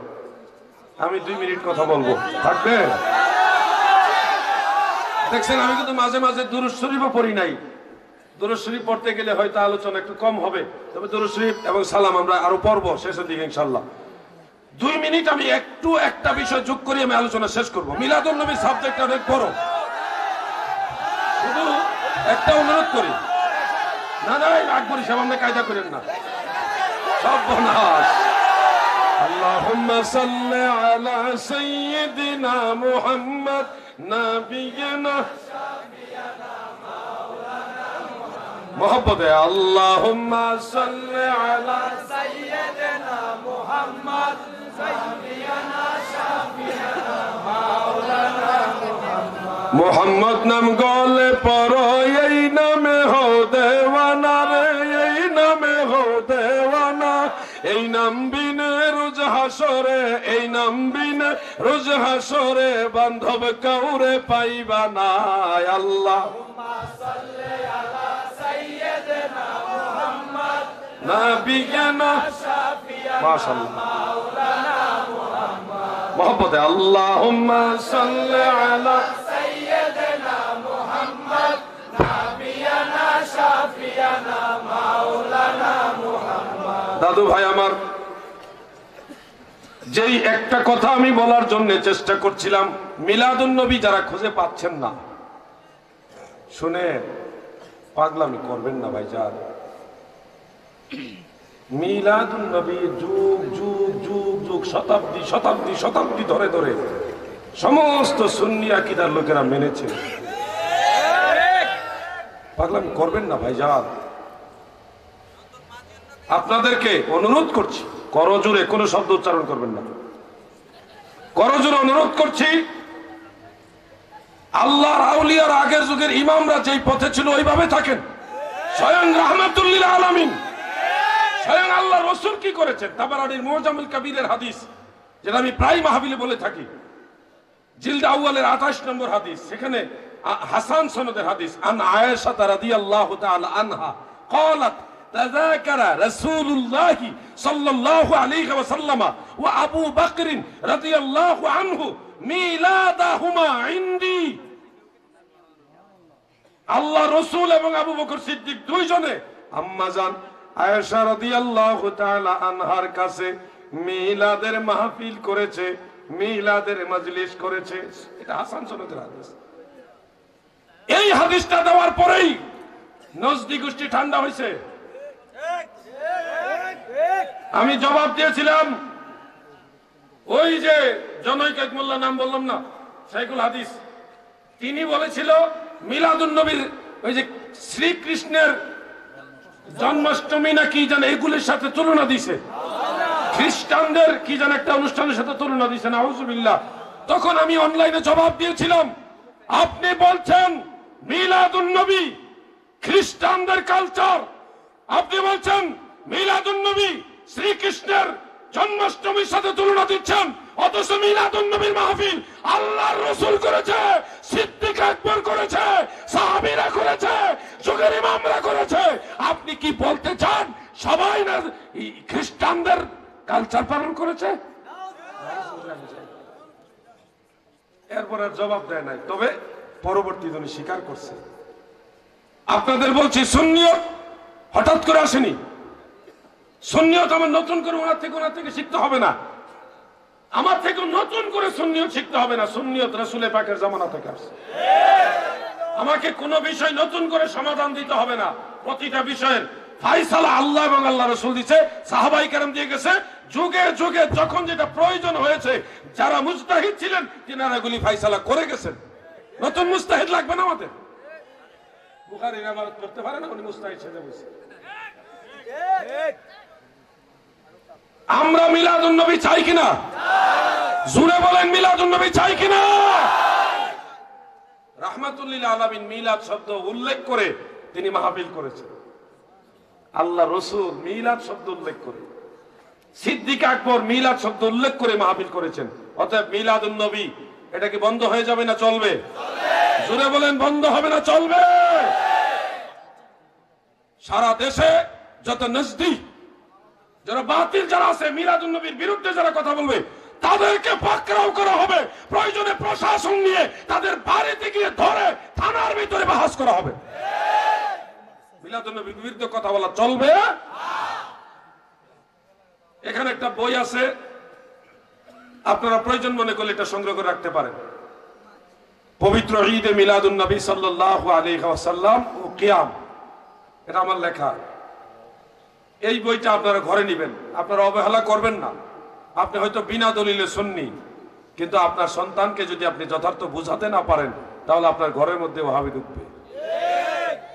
আপনার ছেলে যাদের সাথে চলে তাদের মধ্যে দু একজন ওয়াহাবি থাকতে পারে, ওই ভাইরাস আপনার ঘরে ঢুকতে পারে। সুন্নিয়ত জানার জন্য, বুঝার জন্য আপনারা এই বইগুলি আপনাদের ঘরে সংগ্রহ করে রাখবেন। পীর মুরিদি বায়াত, মাজার, নবী পাকের ইলমে গায়েব, হাজির নাজির, এই ব্যাপারে একটা বই আছে। নবীজির ইলমে গায়েব এবং আল্লাহ প্রদত্ত হাজির নাজিরের পক্ষে বইটা লিখেছি। এগুলি সংগ্রহ করে রাখবেন। আপনাদের কাছে আসলে প্রশাসনিক পারমিশনের একটা ব্যাপার স্যাপার আছে। প্রতিদিন আমাদের মাহফিল সবকিছু মিলিয়ে একটা ম্যাচিং করে আমাদের চলতে হয়। ওয়াজ নসিহত এটা নতুন, অনেক আলেম ওলামারা নসিহত করে, কিন্তু আমরা এর থেকে শিক্ষা নিব। সকল সুন্নিরা ঐক্যবদ্ধ থাকবো। মিলাদুন নবী এটাকে বন্ধ করার জন্য কোন ধরনের পায়তারা না চলে, এটা যেন আপনারা খেয়াল রাখবেন সবাই। মিলাদুন নবী রাসূলের জামানা থেকে অদ্যাবধি চলে আসছে। সব কিতাবে সব ইমামরা মিলাদুন নবীর দলিল দেয়। আরে বাবা, উত্তরবঙ্গে গিয়ে মিলাদুন নবী মানাইতাম পারি না, কত কষ্ট হয়। আমরা কত কঠিন একটা জামানা এসে পড়লাম। ভাতৃঘাতী সংঘাত আমরা চাই না। ভাতৃঘাতী সুন্নিদের মধ্যে সংঘাত আমরা চাই না। যাদের কারণে সংঘাত লাগে তাদেরকে মাইনাস করে আমরা সবাই এক হয়ে যাব। আর কত ঝগড়া তো কম করলেন না, আর কত সিলসিলা নিয়ে, সামান্য সামান্য বিষয় নিয়ে আর কত ঝগড়া করবেন? এই ঝগড়া আমরা চাই না। এক বাক্যে চলবো। আল্লাহর ওলি ডক্টর আহমদ পেয়ারা বাগদাদি রহমাতুল্লাহ আলাইহি যেই শিক্ষার উপরে ছিল সেই শিক্ষার উপরে থাকবেন।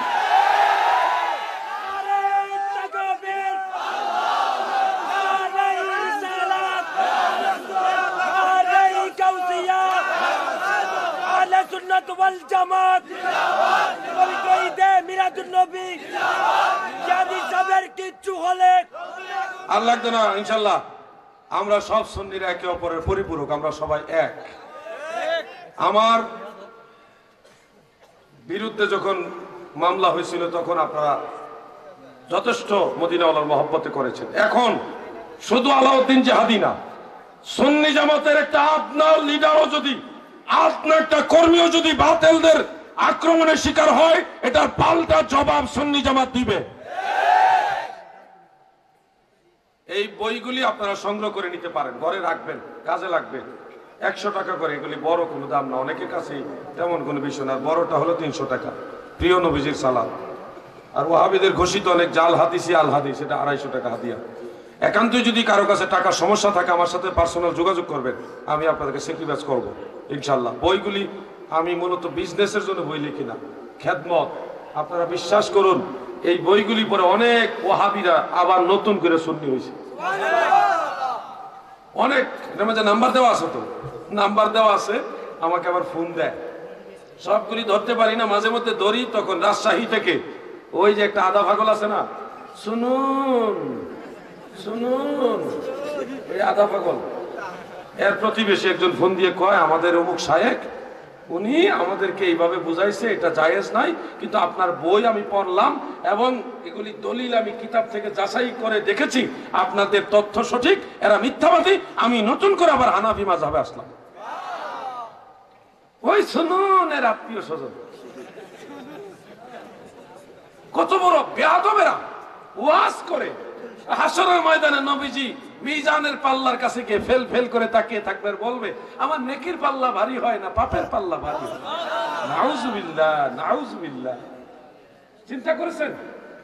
আচ্ছা, এটাকে আমি বানায় বলছি না, যুবকরা শুনছেন আপনারা? এটা অনেকের মোবাইলে আছে। হ্যাঁ, আব্দুল কাজ্জাব বিন ইউসুফ,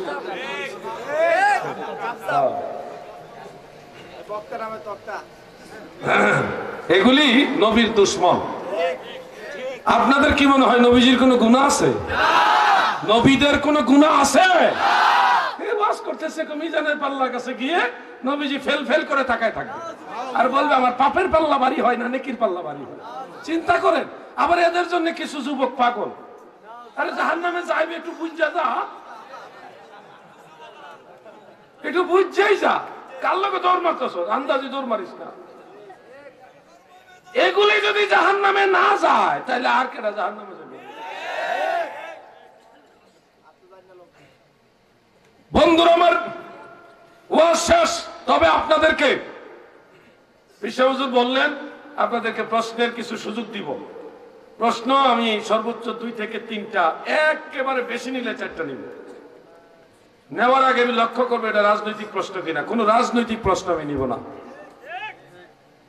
2 নম্বরে এটা ধর্মীয় প্রশ্ন হতে হবে। 3 নম্বরে ধর্মীয় প্রশ্নের মধ্যে শিক্ষণীয় বিষয় হতে হবে। আজগবি না, খটকা না, বক্তাকে আটকাইবার কিছু প্রশ্ন আছে। নূহ নবীর নানির বাপের নাম কি? কি প্রশ্নটা হে করছে? এই ধরনের প্রশ্ন আমরা এলাও করব না। প্রশ্ন উত্তর অল্প সময়ের মধ্যে মুখতাসার আমরা চেষ্টা করব শেষ করে দেওয়ার। এর আগে একটু জিকির ইসমে জাত আল্লাহ।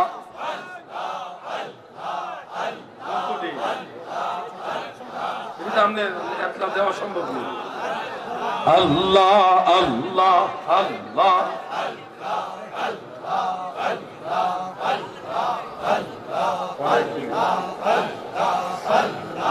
আল্লাহ আল্লাহ আল্লাহ আল্লাহ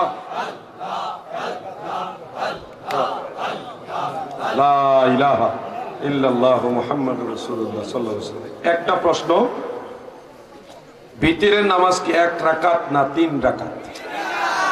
এই প্রশ্নটা করেছেন। আমার মনে হয় এই প্রশ্নটার উত্তর আমাদের সকলেরই জানা দরকার। আমরা ভিতর কয় রাকাত পড়ি? সবাই বলেন। 3 রাকাত কেন পড়ি? আল্লাহর রাসূল 3 রাকাত পড়েছেন, সাহাবারা 3 রাকাত। দলিল তিরমিজি শরীফ সিহাসিত্তার অন্যতম কিতাব, সেখানে উল্লেখ عن علي بن ابي طالب رضي الله تعالى عنه قال كان رسول الله صلى الله عليه وسلم يطير بثلاث হযরতে আলী রাদিয়াল্লাহু আনহু তিনি বর্ণনা করেন আমার দয়াল নবীজি বিতির নামাজ পড়তেন 3 রাকাত। আরেকটা হাদিস সিহাসিতার অন্যতম কিতাব সুনানুন নাসাই, নাসাই শরীফের মধ্যে উল্লেখ, সুনানুল কুবরা লিন নাসাইর মধ্যে উল্লেখ, আল মুস্তাদরাক লিল হাকিম সেখানেও বিশুদ্ধ সনদে হাদিসটা উল্লেখ।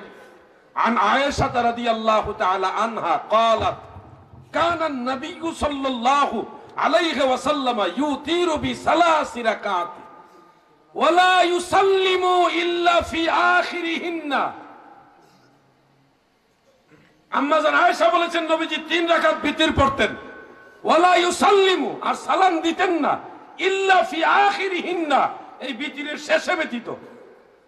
অর্থাৎ মাঝখানে শুধু তাশাহুদ পড়তেন, সালাম দিতেন না। 2 রাকাত পরে তাশাহুদ পরে আল্লাহু আকবার বলে আবার দাঁড়াইতেন, শেষে সালাম দিতেন। অতএব আল্লাহ রাসূল যেহেতু 3 রাকাত বিতির পড়েছেন, আমরা কয় রাকাত বিতির পড়ব? 3 রাকাত। জোরে বলেন 3 রাকাত। এবং আমার জানা মতে প্রায় 80 জন সাহাবী থেকে এই ব্যাপারে হাদিস আছে।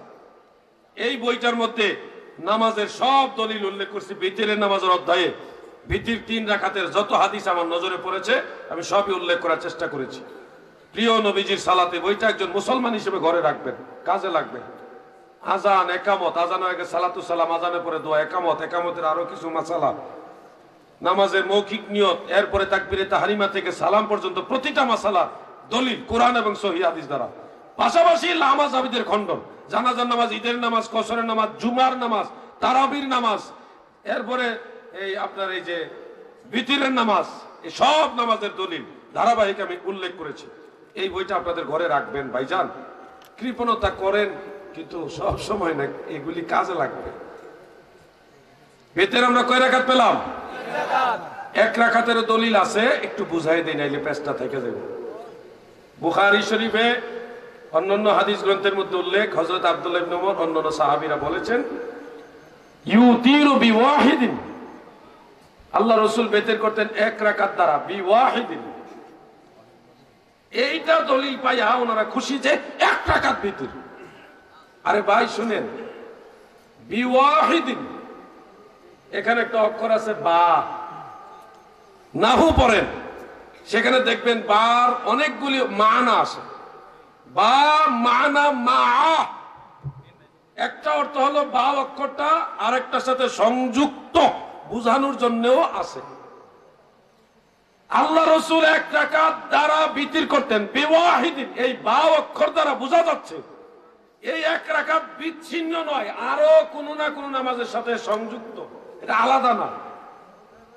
আপনি যদি 1 রাকাত 2 রাকাত নামাজের সাথে যোগ করেন কত হয়? যেই লাউ কদি, যেই লাউ হে কদুই তো হইল। দলিল তো 3 রাকাতের, তুমি 1 রাকাতের বুঝলা কেমনে? যদি শুধু 1 রাকাতের কথা হইতো তাহলে না বা অক্ষর আসতো না।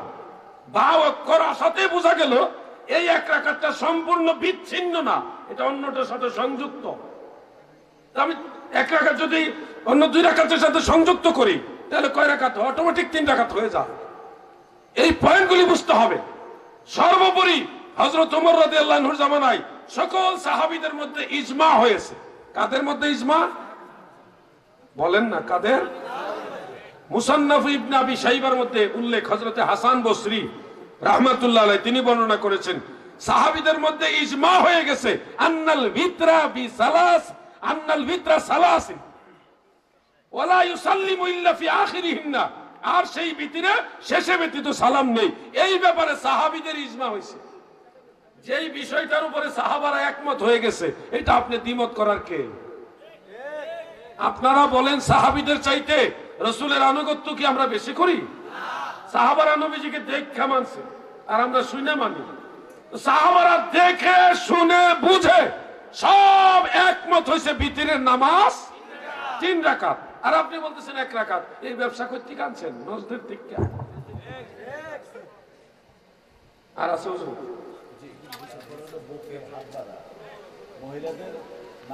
হুজুরেরটা নেই, তুমি বসো।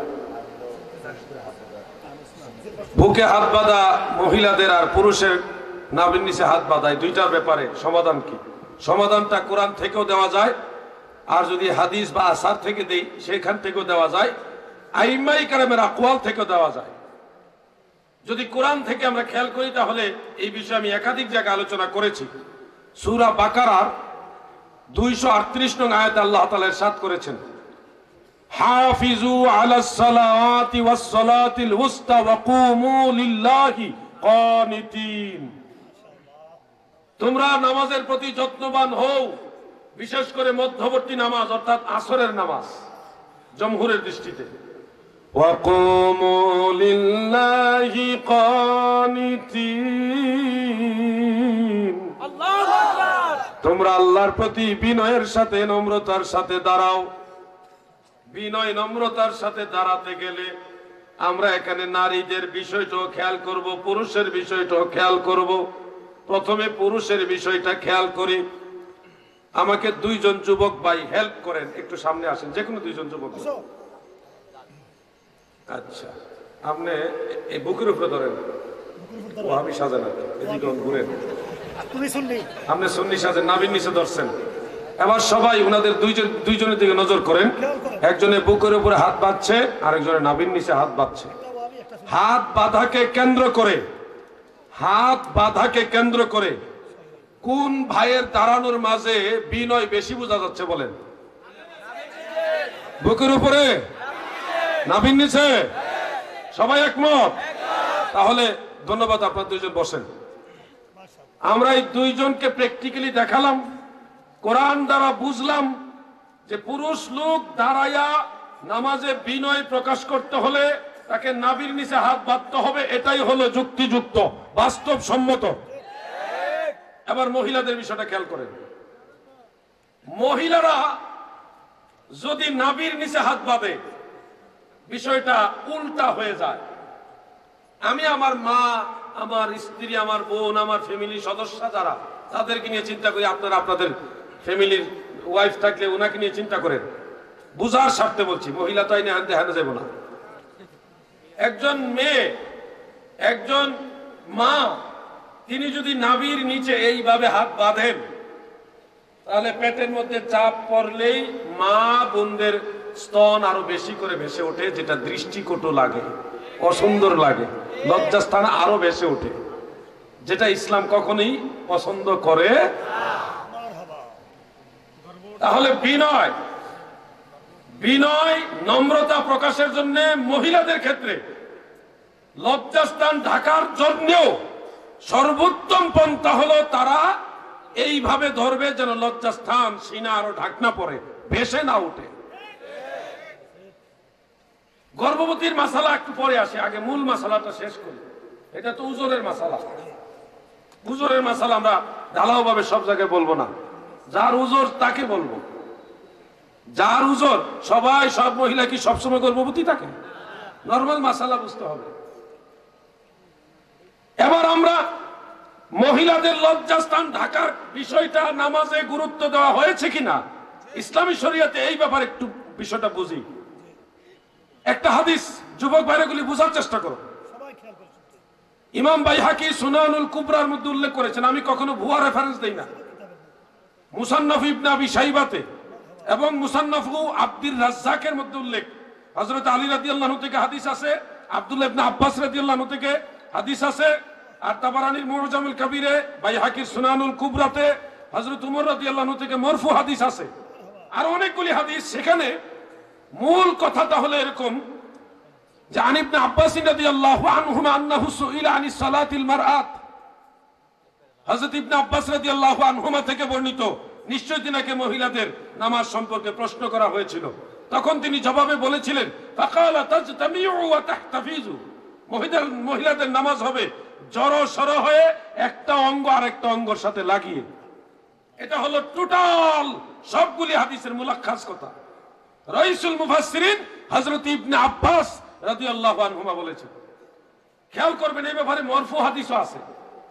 মহিলাদের সেজদা আর পুরুষের সেজদা, এটুকু আমি একটু পার্থক্য করে বুঝাই। পুরুষ সেজদা দিলে সিনা এবং বুকের মাঝে একটু গ্যাপ থাকতে হবে, যেন ছোট্ট একটা বকরি বাচ্চা আপ ডাউন করতে পারে। কি বলেন আপনারা?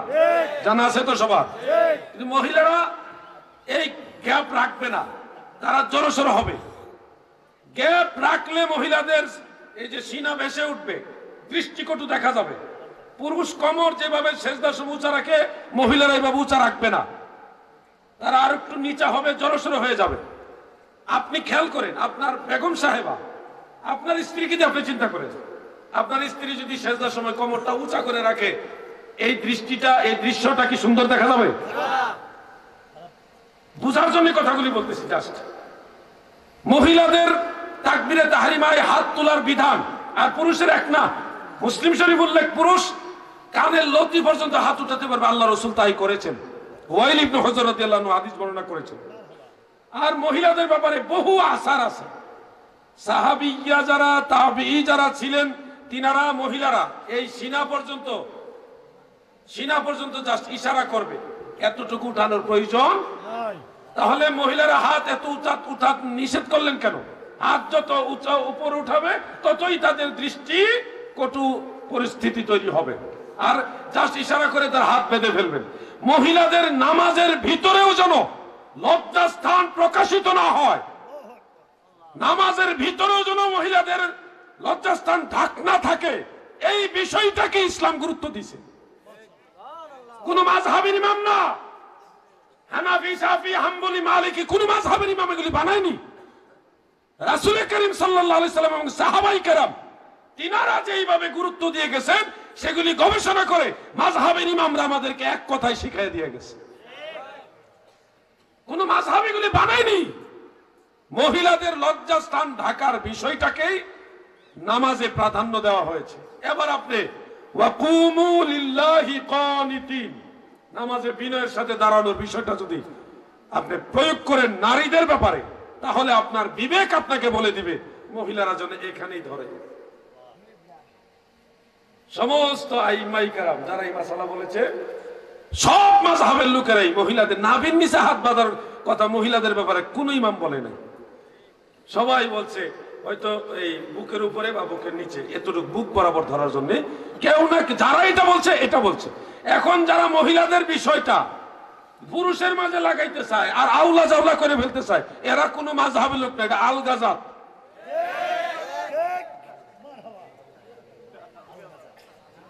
এদের থেকে সাবধান থাকবেন।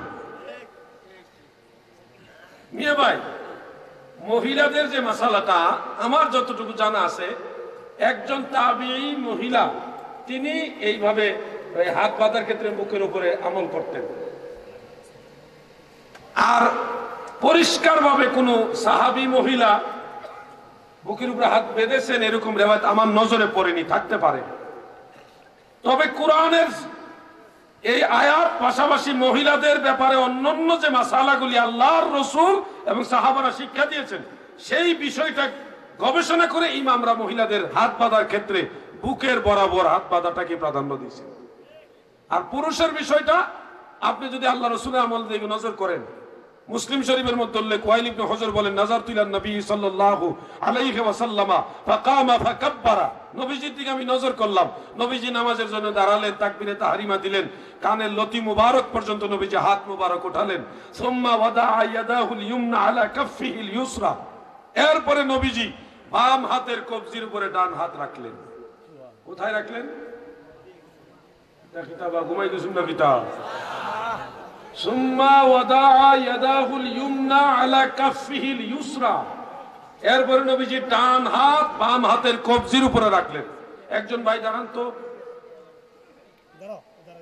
আপনি তো আগে দাঁড়াইছেন, নতুন আরেকজনের সুযোগ দেন। আসেন ভাই, সামনে আসেন। দাওয়াত ইসলামী ভাই নাকি? মিঠে মিঠে ইসলামী ভাই নাকি? আপনি আমি এইভাবে ধরেন, কোথাও রাখেন না, দূরে রাখেন, দূরে কবজিতে ধরছেন তো, হ্যাঁ।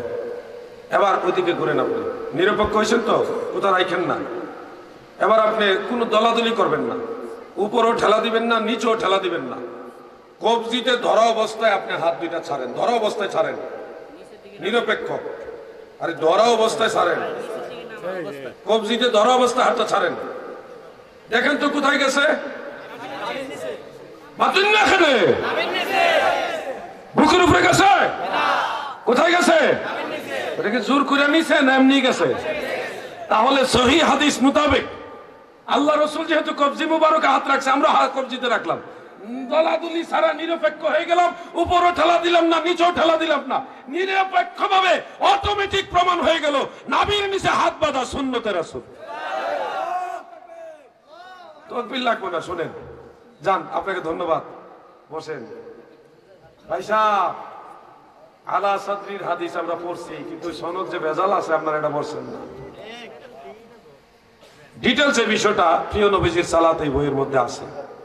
আমার এই মহিলাদের হাত বাঁধার মাসালাটা আমি আনছি এখানে, পুরুষের হাত বাঁধা, নারী পুরুষের নামাজের পার্থক্যের প্রতিটা বিষয় দলিল ভিত্তিক আমি করছি শেষের দিকে কিতাবে, এগুলি সংগ্রহ করে রাখবেন। আমার জুয়েল ভাইকে একটা বই হাদিয়া দিতে চাই, প্রিয় নবীজির সালাত, জুয়েল ভাইকে আমি হাদিয়া দিলাম। এই বইটা না ছবি টবি লাগবো না, আন্তরিকতার সাথে দিছি।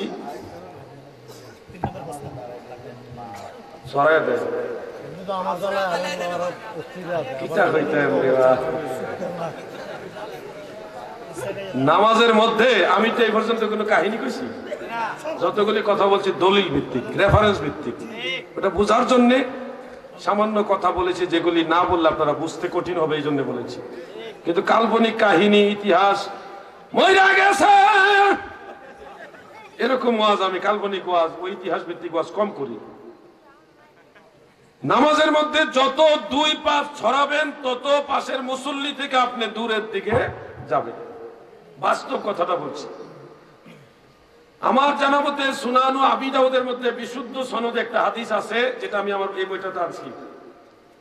আল্লাহ রসুল সাল্লাল্লাহু আলাইহি সাল্লাম বলেছেন, তোমরা তোমাদের পাশের মুসল্লির সাথে নরম ভাবে থেকো, শক্ত ভাবে না, নরম ভাবে থেকো।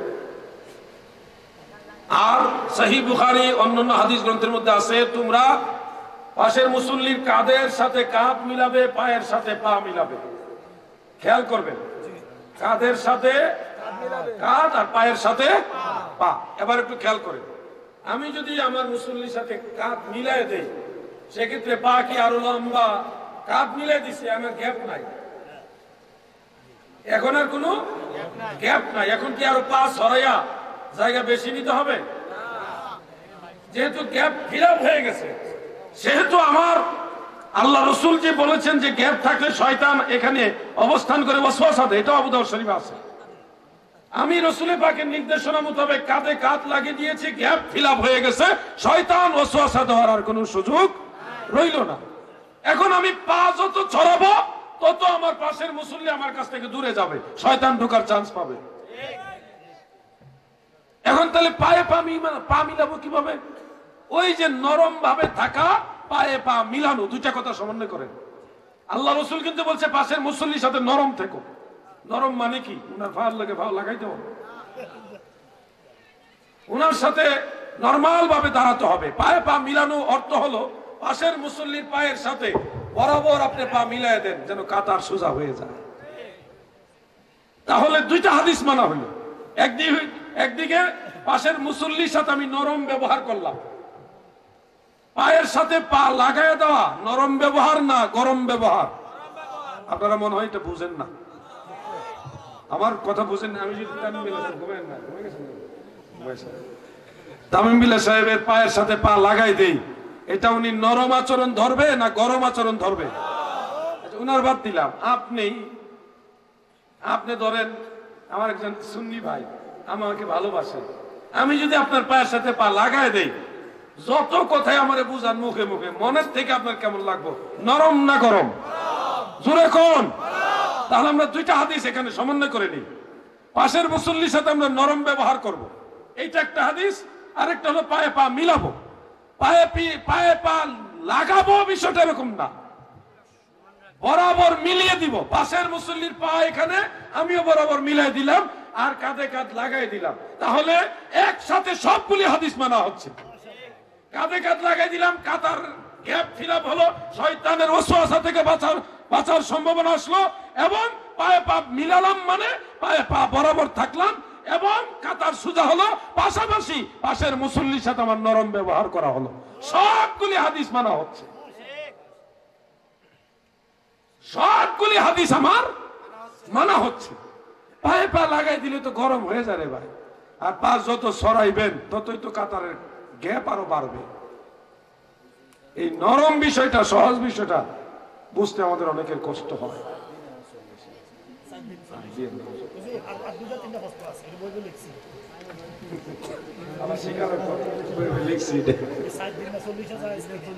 ষাট দিনে 40 জায়েজ কিনা, কবরে আযাব হবে করলে নাকি? এটা মনে হয় হেমায়েতপুর থেকে আসছে, পাবনা।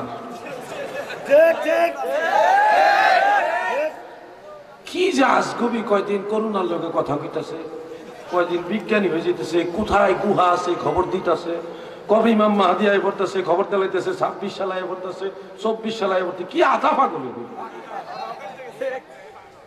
আরেকজনে কয় আমার হেলিকপ্টার এটা ভালো লাগে না, হেলিকপ্টার স্বাস্থ্যসম্মত মনে হয় না, আমি রকেট দিয়ে কত উঠছি।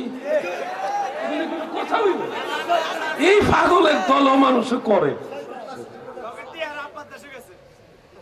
আবার 90 সালে ফুটবল খেলা পাইছে, ভালো ইনকাম। আরে কস কি, মানুষের কাছে বাটফারি করলে এমনি করে। আর তাও ডিজিটাল যুগে, যে যুগে মোবাইলে টিপ দিলে সব পাওয়া যায়। অক্সফোর্ডে বলে 3 বার টিচার হয়েছে। এই আধা পাগলের দল 40 মানে।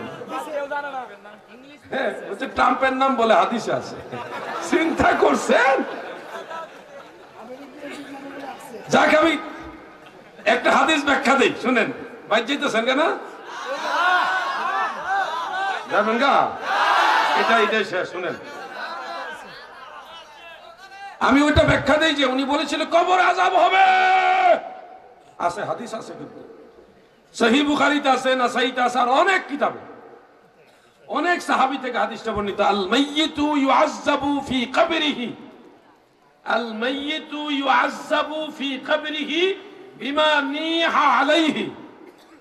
অন্য হাদিসে আছে, আমি বুঝাই দিচ্ছি, যে মৃত ব্যক্তিকে তার কবরে আযাব দেওয়া হয় তার জন্য যদি নিয়াহাত করা হয়। নিয়াহাত শব্দের বাংলা অর্থ হলো খৈতাম নিবা। নিয়াহাত শব্দের বাংলা অর্থ আপনি খুঁজে বের করেন, আর নিয়াহাতু আপনি বের করেন, আরবি বাংলা ডিকশনারি আপনি গুগলে পাবেন, প্লে স্টোরে পাবেন, সব জায়গায় পাবেন। দেখেন, আর নিয়াহাতু শব্দের অর্থ হলো বিলাপ। বিলাপ মানে উচ্চ স্বরে ক্রন্দন করা, অস্বাভাবিক কান্নাকাটি করা। আরেকজনের গায়ে গিয়ে ও আল্লাহ গো মইরা গেছে গো, আরেকজনের গায়ে গিয়ে লাফ মেরে পড়তেছে। অনেক সময় মহিলারা এরকম করে, মাথার কাপড় ঠিক থাকে না, এই নিজের বুকে আঘাত করতেছে। কি যে একেবারে একটা বিতিকিচ্ছা। এই যে একটা চিৎকার মেরে চেঁচামেচি করে অস্বাভাবিক পর্যায়ের কান্নাকাটি, এটাকে বলা হয় নিয়াহাত। এই নিয়াহাতের হাদিস নিয়ে লাগাইছে জিয়াফত। চিন্তা করছেন, বাটফারি তো একটা লিমিট, আনলিমিটেড বাটফারি। এটা রকেটে বলে উইটটা মাহফিলে গেছে। চিন্তা করছেন অবস্থা? হেলিকপ্টার বলে অস্বাস্থ্যকর।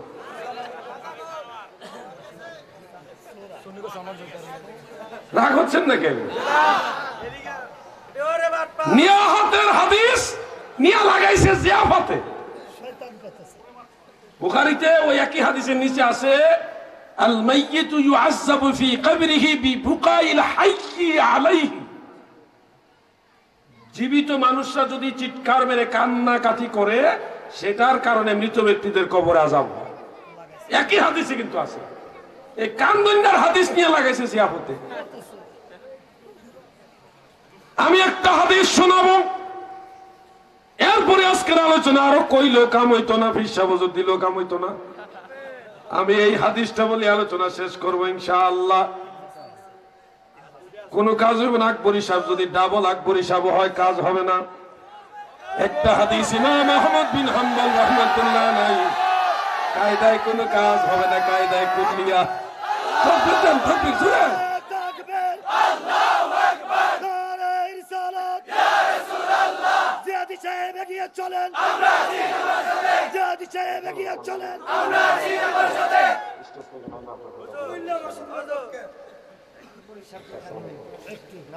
বন্ধুরা আমার, 146 যারা জারি করছে, বাইরে কল দিছে, ভাই আমি ঢাকা আসবো, 146 যারা জারি আছে, খবর রাখ আসছে না। বাইতেরও তো আছে আমাকে ভাই না এরপর টিসা কাউন্টার উঠতে গেছি চাইনপুর ডাম আছে চিটাং রুট ডাউনে পদসর নাম আছে যাওয়া যাবে না পরে আধা ঘন্টা ঘুরে আবার গেছি আল্লাহু আকবার। ভাই লাগাই দেখা আমার চট্টগ্রামের জামিয়া আহমদের একজন বড় আলেম উস্তাদুল উলামা, তিনি নিজের স্ত্রী কোন জমিটা নিব, ছেলে কোন জমিটা নিব, কোন সম্পত্তি নিব, মেয়ে কোনটা নিব, সবার জমি জমা ভাগ করে দিয়া ফেসবুকে স্ট্যাটাস দিছে, আমি আমার অমুকে এই জমি জমা দিয়ে দিছি, জিহাদি সাহেবের মুক্তির আন্দোলনে যাচ্ছি, বেঁচে থাকলে গাজী হয়ে আসবো, মরলে মদিনাওয়ালার পক্ষে শহীদ হব।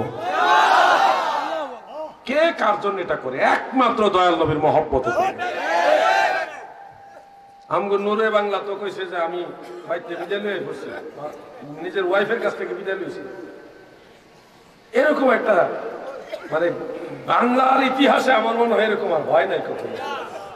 এটা কি একবারই হবে না, বারবার হবে ইনশাআল্লাহ। সুন্নিয়তের স্বার্থে আবারও যদি বাংলার জমিন কাঁপাইতে হয়, সুন্নি জনতা প্রস্তুত আছো?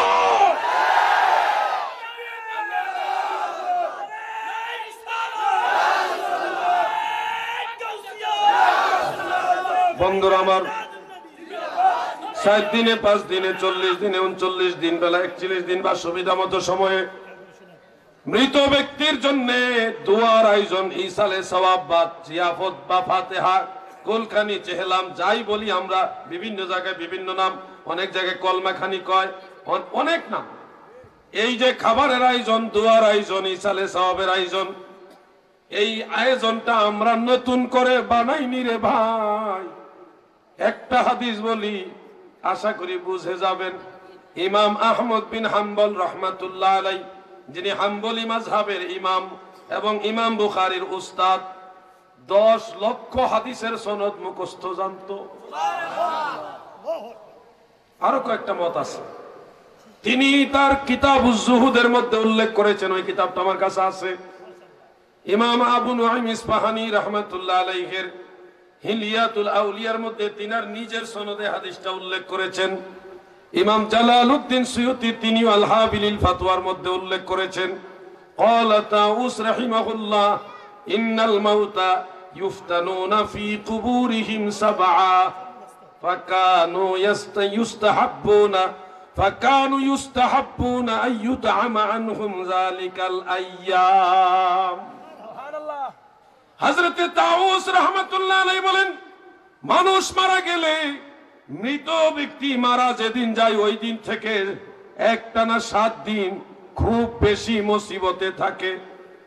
প্রথম 7 দিন খুব বেশি মুসিবতে থাকে। ইন্নাল মাউতা ইফতানুনা ফি কুবুরিহিম সাবআ, 7 দিন খুব বেশি মুসিবতে থাকে। ফাকানু ইউস্তাহাব্বুনা, ফাকানু ইউস্তাহাব্বু আইয়ুদআমা আনহুম যালিকাল আইয়াম।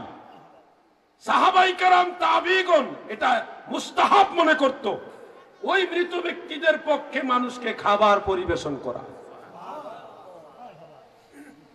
এখন আপনি যদি বলেন বেদাত, তাহলে সাহাবারা বেদাতি। আমরা তো খাওয়াই একদিন, সাহাবারা পুরো 7 দিন খাওয়াইছে। একদিন না, পুরা 7 দিন খাওয়াইছে সাহাবারা। যাই খাওয়াইছে, যতটুকু খাওয়াইছে সাহাবারা খাওয়াইছে। দলিল সহি, জয়ীফ না, হাসানও না, সহি। রিজালুহু সিকাত, সহি দলিল। তুমি আসো বেদাতের বস্তা লইয়া, আর আমরা সাহাবীদের আমল লইয়া আছি, ঠিক না বেঠে? তুমি তোমার বেদাতের ফতোয়া লইয়া ইবনু আব্দুল ওয়াহাব নজদির সাথে জাহান্নামে যাইবা, আর আমরা আমাদের আমল লইয়া সাহাবীদের সাথে, মদিনাওয়ালার সাথে জান্নাতে যাব। কেউ যদি পারেন, জালাউদ্দিন জিহাদি আপনি দলিল বানায় বলছেন, চ্যালেঞ্জ করেন, আমি খুলে দেখাবো, এখানে দেখা দিব। দলিল এখন বাইর করুন লাগে না, ওই মোবাইলই পাওয়া যায়। দলিল লাগলে, দরকার লাগলে খাওয়াই দেবো, খাওয়ান যায়, কাগজে লিখে খাওয়াই দেবো, অসুবিধা কি? এই জন্য আপনাদের বলবো, 4 দিনে হোক, 5 দিনে হোক, 10 দিনে হোক, 20 দিনে হোক, 40 দিনে হোক, 41 দিনে হোক, সুবিধা মতো সময়ে যার যার তৌফিক অনুযায়ী গরিব মিসকিন, আলেম উলামা, ময় মুরব্বী, নামাজি, পরহেজগার, তাদেরকে কিছু মেহমানদারি করবেন এবং একটা দোয়ার আয়োজন করবেন। পুরা বিষয়টাই জায়েজ তো বটেই, বরং মুস্তাহাব পর্যায়ের সুন্নাহ। এই ব্যাপারে একটা বই আছে আলাদা, মাত্র 60 টাকা হাদিয়া, 40 ইসালে সওয়াব ও 40 জিয়াফতের বৈধতা। বইটা আসেনি, ও স্টেজে আছে, নিজাম শেষ হয়ে গেছে। এটা আসলে শরীয়তে নির্দিষ্ট কোনো দিনকে বাইন্ডিং করেনি। ফতোয়া আলমগীরের মধ্যে একটা মাসালা আছে, ফতোয়া তাতার খানিয়া থেকে নকল করছে। সেখানে উল্লেখ আছে মানুষ মারা গেলে 3 দিন শোক পালন করা সুন্নত, এটা হাদিসের মধ্যে আছে। এই জন্য এই 3 দিন কোন মৃত ব্যক্তির জন্য জিয়াফত করা মাকরুহ। 3 দিন হলো শোক পালন করা সুন্নত। এই 3 দিন কোন জিয়াফত করা এটা হানাফি মাযহাবে এলাও করে নাই। 3 দিনের মধ্যে, 3 দিনের পরে কেউ নিষেধ করে নাই। হাদিস মোতাবেক এটা মুস্তাহাব পর্যায়ের সুন্নত। এই জন্য আপনি 4 দিনও করতে পারেন, আপনার খুশি। 7 দিন ছাড়া করণ যাইতো না এই ধারণা ঠিক না। 5 দিনে করতে পারেন, 6 দিনে করতে পারেন, আপনার খুশি, সুবিধা মতো সময়ে। মূল টার্গেট ওই তারিখ না, মূল টার্গেট ওই কাজ।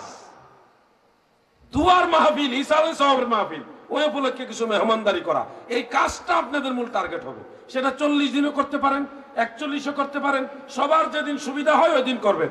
মূল কাজ আমাদের দরকার হলো ওই কাজটা, তারিখ দিয়ে আমরা করবো কি। 40 দিনের একটা গুরুত্ব আছে এখানে। ইমাম জালালউদ্দিন সুয়ুতী রাহমাতুল্লাহ আলাইহি আরেকটা হাদিস আনছেন যে যারা একেবারে ভয়ঙ্কর গুনাহগার তাদের কবরে 40 দিন বেশি আযাব হয়। কয়দিন বলেন না, কয়দিন? 40 দিন ভয়ঙ্কর আযাব হয়। ওই যে 40 দিনের কথাটা হাদিসে আছে, এই জন্য 40টাকে অনেকে প্রাধান্য দেয়। 40 দিনের মাথায় এটা করে, শেষ দিনে, যেহেতু এই হাদিসের মধ্যে আছে। তো আমার জানা মতে কোনো ইমাম কোন নির্দিষ্ট দিনকে এটা বাইন্ডিং করেনি, আপনাদের সুবিধা মতো করবেন।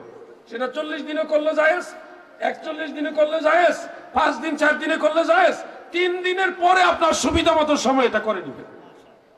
সবাই যেদিন থাকতে পারবেন ওই দিন করে নেবেন, এটাই হলো মাসালা। ওমা আলাইনা ইল্লাল বালাগ। আল্লাহ তাআলা যদি হায়াতে বাঁচায়, আবার দেখা হবে ইনশাআল্লাহ। আসেন আমরা সবাই দাঁড়ায় নবীজিকে সালাম জানাই। ইয়া নবী সালাম আলাইকা, ইয়া রাসূল সালাম আলাইকা, ইয়া হাবিবি সালাম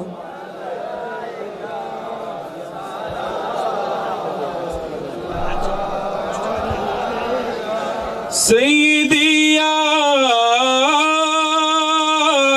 रसूल अल्लाह, मेरे आका या हबीब अल्लाह, अर्शों का काबा मदीना, फर्शों का काबा मदीना, काबे का काबा मदीना, जन्नतुल मावा मदीना।